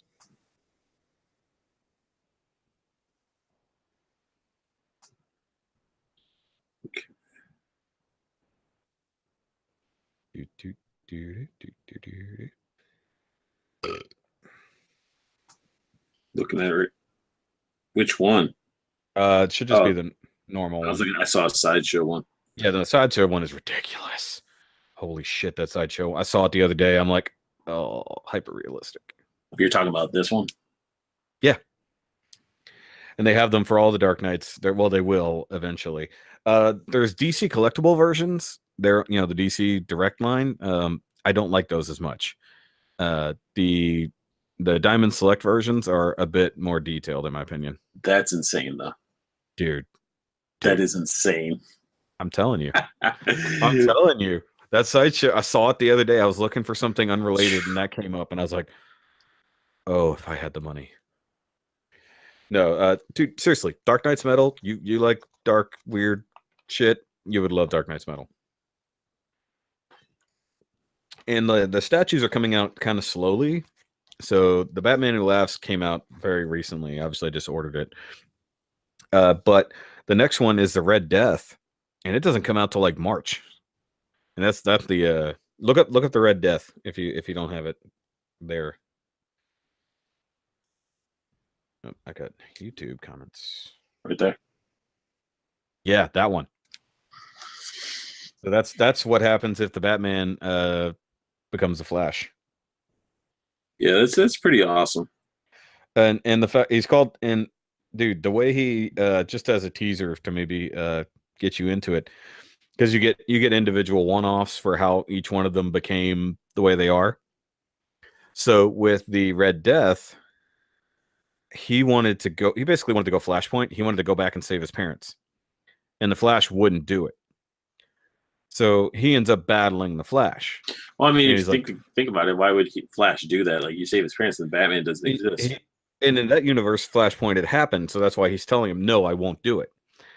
And so what he does is he captures the Flash, straps him to the front of the Batmobile, adjusts it so that basically he's using the Flash as a key into the Speed Force. So imagine the Flash strapped to the front of the Batmobile going as fast as he can, and all of a sudden breaks into the Speed Force. and then because of what he did, he ends up fusing with the Flash. Like, he doesn't just become the Flash, he actually fuses with him. And so now he's got the Speed Force powers and this, that, and the other. And he did go back and do it, and then he's still as the Red Death. But he actually has Barry Allen inside his head witnessing everything and doing all this. But the fact that his energy coming off of him turns into little Speed Force energy bats. So do they have is it, you said it's trade, but is it, do you think they have a hardcover? Yeah, it's a hardcover trade paperback. I'll have to snag it up for sure. I saw it at I try to keep it in hardcovers because I think they just last longer. Yeah, believe me, I'm probably gonna get them for reading purposes because I have the rest of it in loose, and I have all of the foil covers that I can possibly I get. just realized my Ultimate Teenage Mutant Ninja Turtle collection. I have 5 of those hardbound books. I was like, oh, there's a 6th one. Oh, and there's a 7th one coming out. And then I want to do all the IDW ones, and there's like 9 of those out. I'm like, holy crap. Yeah, they cost like money. Kevin Eastman's pumping that stuff out. Also, if you haven't seen it, Batman White Knight is also out in that form as well. That one's definitely worth it. I want to see the Batman, and I want to read the Batman and Max. Oh yeah. But Batman White Knight is it's a great Elseworld story. Done by Sean. Oh my god! I completely forgot his fucking name. Wow, I hate myself. Sean something. Got it. And it's gonna come to me, and I'm gonna hate myself because it's the same name as the guy on The Good Doctor. I don't watch that. I know, but the wife does. But it's the exact same name. Like the character's name is this guy's, and I hate myself. I hate myself so much. But it's a great story. It's like what happens if the Joker goes sane and turns everybody against Batman. Huh. It's fucking great. And if only they can make solid books. If only they can make solid movies, which they now will. Actual movies, yes. Now they can because they got James Gunn. At least for that movie. Shit, what are you talking about, man? They're gonna keep James Gunn. If James Gunn can do what he did to the Guardians of the Galaxy for DC films. Yeah, but look what happened with Whedon. Whedon was over there for only half of Justice League and really couldn't save it. Well, and then he bailed. But it was all trash. Yeah, but you could see where Whedon came in and did his thing versus what Snyder had done. Can you? Oh yeah, you can see it. Yeah, you can see 2 different movies. And then you got like Suicide Squad that was just that was garbage. Will Smith movie. Huh? And of course, Suicide Squad 2 is still coming. I'm like, why? And 2 different Joker movies. Do look forward to Joaquin Phoenix as the Joker. I have no need to want to see that movie. He's gonna shit on everybody as the Joker. But he's not even like the same Joker. I mean, I don't care. I still think he's gonna be awesome.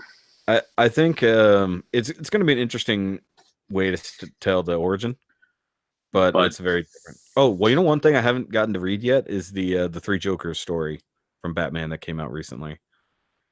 Where they actually there's too much shit to try to keep track of, man. No, but I mean it's the new one. They're actually finally going into the 3 Joker storyline, not just where he learned that there were 3 Jokers, but they're finally going there. I just haven't read it. So I got lost. I was like, I started reading Batman after Batman 50. Batman 50. Fuck. God, that story pissed a lot of people off. Have you read it? No. Oh my God. You don't even have to be up on all the rest of it, but Batman 50 will piss you off so fucking hard. Oh, God damn it. And I'm way behind on my Superman and Action Comic story. So I'm telling you, man, we need to. Everybody that's listening to this, if you haven't subscribed, you need to subscribe to Shoky right now. Well, if they're watching this, they probably are subscribed. Nobody who's not subscribed is watching. I should do more things on comics and stuff like that. What if my viewers are watching it and they're not subscribed to you? Yeah, that's probably possible. But see, you're gonna have to share this on all your socials as well whenever we get to it. Why wouldn't I show? You got to show it off because people are lazy and don't do these things. I know. But I've got so there's dogs fighting outdoors. Okay, so I edited one for Eric yesterday and got it out this morning. I've still got to do the one from Thomas Rice or Rodimus 13. I got to edit the one from Dakota, which was from last week. And then I've got to do this one. So I've got 3 Nerdcasts to edit down after this is over. Well, not immediately, but on top of that, well, you've seen my one custom I was working on not long ago. But I've got to finish that. The guy who won it messaged me the other day. He's like, "Hey, are you gonna finish that?" I'm not trying to be rude, but are you gonna? Well, no, I mean he's been waiting on it since January, so I mean it's all on me for not having it done. But I told him, I was like, dude, like it's so weird that I've gotten sidetracked doing this, all the work behind me. I realize people can't see me. But basically doing my job, I've gotten sidetracked on the other shit I need to be doing. But I've developed skills. Like you've seen the last couple of model kits I built. I sent you pictures as I was working on that. 8 months ago, I couldn't have put out kits that well built. Right. So now you're going to be able to take that, knowledge and skill and just exactly. That's what I told him. I was like, kit, so yeah, that's what I told him, and I even sent him the same pictures that I sent you. And I was like, look, this is technically your teaser for how this thing is going to be. So I was like, I've been developing my skills, and also in building that kit, I've developed skills for the next one that I've also been working on. So it's like in the end run, it's all been a learning process and getting my own skills up to the point that I need to be better. I need to be a better builder and everything like that. And he's going to eventually reap the benefits of that. And I feel bad, it's like literally a contest winner and you just forgot to send the prize. Like, oops. But this is, I lost September and October. So I lost 2 whole months of working on it. So that sucks. See, we need to get you to doing like theme things at some point. People love that shit. Theme things? Yeah, like I've got Double October. So, I've got a whole theme for that whole month. And then I've got Master Grade Mondays. And I've got Shoky Sundays. I sit down to do live streams. So we need like just some type of theme thing for you to do. No way. Do it. No well, way. You've got your retro reviews. You should almost do retro reviews exclusively on Thursdays. So you get like Throwback Thursdays. I guess. Retro Thursdays. Do it, bitch. It's so hard to do retro now. Like, shit, I did that one Mondo Gecko twice. I was like, damn.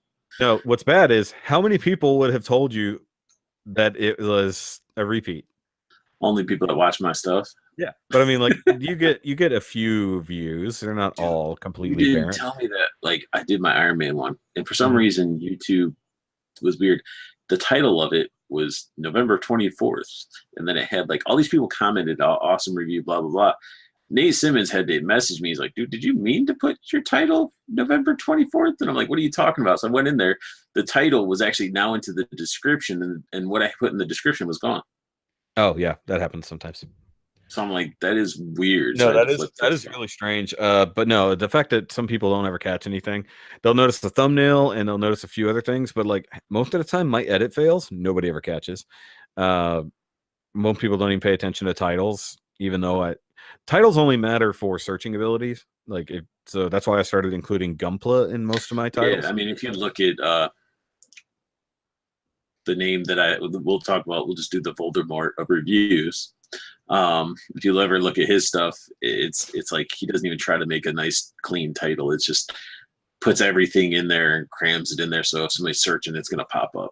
And I'm like, I can't do that. Like, I understand what he's... The Voldemort of reviews. He who shall not be named. Yeah. Wow, you're such a dick. Hey, what can I say? Like, jealousy is an ugly thing. All right. Not jealous, bro. Not jealous. I'm not. It's okay. I'm plenty jealous of bigger reviews than me. I just feel like you're getting a lot. Like, I feel you got to give back a little bit more to people you watch. I don't know. Like, speaking of giving back, I have to still do my 1,000 giveaway. I got to figure out what I'm doing for that. Oh yeah, you do. You got to figure that out one day. So give away the Gundam kit that you haven't built. It might be a laughing Prince Adam. You never know. There would be a funny thing. Give away the Master Chief I gave you. No. So it's now passing on. Because my whole since I hit 1,000 subscribers, like I'm trying to do like this overhaul, and I guess that's the sort of reason why I'm sort of holding off on some of these reviews, even though I'm still doing them. I'm still getting too much shit, but I have a lot in the pipeline of what's being worked on. So, and I guess I'll dump it all on you on this little podcast right here. So here's some real shit. So, I have an intro being made. There's this guy I met through Harry Sandman. Yeah. Like I saw he did this thing. He met this dude that did animations and sort of gave him a shout out. And so I clicked on his stuff, and the guy does some really cool like 8-bit animation stuff. And I messaged him like, man, you think you could do this? So he's gonna make me a 20-second intro. Yeah. Animated the way I want it to be done. So I mean he's working on it. So I'm gonna have a cool intro, which I'm super stoked about. Which originally was gonna be me dumping it on you, trying to figure some shit out, but you don't have to worry about that anymore. Yeah, it didn't work out as well as it should have. And then I have a dio that's in the process. That's diorama for people who don't know what the fuck a dio is. And so like I have that. I have one of those in the works as well. See, there you go. Well, it's not a full dio, it's just some custom bases. See, I don't know what to expect. Like I expect this thing is gonna be like magical because it's a friend of a friend. Don't expect anything. Yeah, I mean, does it make you tingle when I whisper into the mic like this? It does a little bit. Can you even hear what I'm saying? Yeah, actually, I can hear you perfectly fine. But no, who's doing your dio, by the way? Mike Hampsey. Okay. Have you heard of Crashbox Customs? It sounds familiar. Okay, that's Christopher Pinkerton. Shout out to Pinkerton. He's the one who's I'm going to be working with to get mine done. They do amazing shit. He just got one of those custom CNC engravers and cutters. Nice. And that has sped up the process so much. So like he was doing everything by hand, including brick walls and shit like that. But they also mass produce things like Punisher vans. Nice. Yeah, he's got one. He's got like master molds for it, so he does custom Punisher vans, barrels, all the kind of stuff for like 6 scale figures or even 12 scale. So he's got all kinds of shit, but now he does a lot more custom stuff. So shout out to him. I'm hoping to get some of these custom bases done, maybe by the end of the year, maybe in the beginning of the year. But I was talking with him briefly about it, and I've got 2 ideas I want to do. And you can do it out of foam, you can do it out of styrene, you can do it out of, or you can even work with acrylic. Nice. So get some cool shit going. Yeah, but excuse me, I need somebody to make me a logo. Hint. Dude, I already was yeah. Let's just go there because that's how we met in the first place. Where's my logo art? I mean, I don't know. I already told you just got to hammer something out to where you actually give me a visualization of it. Oh, that's the same thing with you for me to try to make an intro for you. You couldn't give me a fucking design idea at all. Because my design idea, what I wanted is be animated, and I didn't have the skill to animate, which I probably could have, but it would have took me forever. So yeah, well, it's a good thing I have plenty of designer friends that could make me something if I really wanted. I can really make you a logo if we just have to hammer out you in a logo. Yeah, exactly. Well, I'm fine with like my normal Shoky reviews logo for the most part, just very straight up. But that's not a big deal. Which I realize if you open up your channel in Internet Explorer, your actual title, the top part, cuts off at the beginning. Really? Yeah. I was at work and I brought it up and I'm like, that's weird. So I went into Chrome and then Chrome was fine. So. Yeah. Well, who the fuck uses Internet Explorer anyways? I don't know. That's my mother. All right. But it's after 7, which means Doctor Who has already started. So we're going to go ahead and wrap this up real quick. By the way, there was a break back there somewhere. But either way, for a long and meandering nerdcast, it was still fun. We didn't really have too big of a point, but it's still fun just sitting and bullshitting sometimes. No plan, no direction, just see what happens. And of course, thank you for coming on, sir. Yeah, no problem. Thanks for having me. I'm glad we could finally sit down. Because the last time you were on was that epically long open nerdcast, and you popped in for a little while. I think that's still my record, though. 5 hours. Yeah, that was crazy long. Yeah, it was a lot of fun, though. Just talking to random dudes. And I still don't remember who that dude was. Who was the guy who had all the custom shadow boxes? Do you remember? G? Who? Was it Art G? No, it wasn't Art. I can't remember the dude's name, but he's from Plastic Cannibals. Ernest? No, it wasn't Ernest. I know all those guys. This is just one dude I posted. Remember, I posted the link. I said, anybody want to come in? And I can't remember the guy's name. I guess I could always go back and watch the video. But he had the cool shadow boxes for like his old Star Wars figures and Marvel figures, stuff like that. Either way, I forgot who brought that up the other day. It was really Either fun. way, I mean, anybody that's listening that wants to, apply or try to join the Plastic Cannibals Facebook group, definitely can. Yeah. You just gotta fill out the damn questions. Which is basically yes and no. And also, if anybody from Plastic Cannibals or Realm of Collectors or Syndicate, as always, is welcome here on the Nerdcast, come and bullshit. I need to have Nate Simmons back on because that one was so glitchy I couldn't even use it, unfortunately. Out of 3.5 hours, I lost like 45 minutes of review. He's glitches. just getting settled in his new crib, so I mean, it should definitely. I didn't know about that. I haven't talked to him in a while. I need to. And it was a good one too. That's what sucks. It was a good one, and it's so glitchy, it's not usable.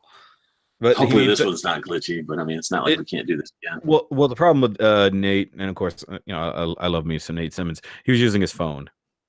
Oh, that's why.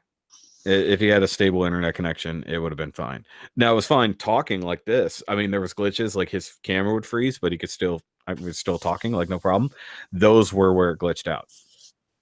And then when it went 20 minutes into the first question, like completely cut out, I was like, oh, this is unbelievable.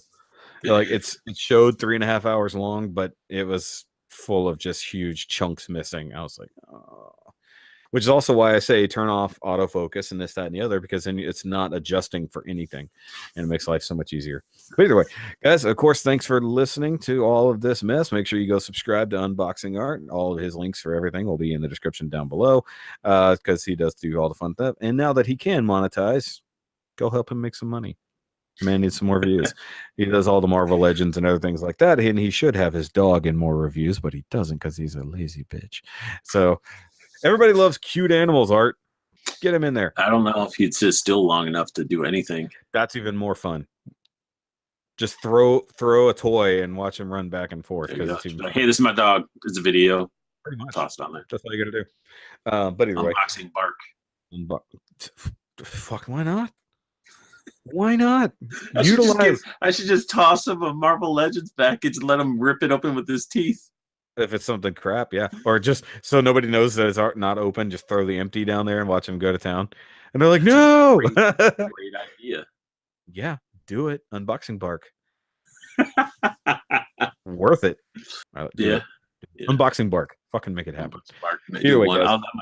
But either way, guys, the motto is, of course, you don't have to be a nerd for everything, but everyone is a nerd for something. And we've really proved that here tonight, because we've talked about so much shit.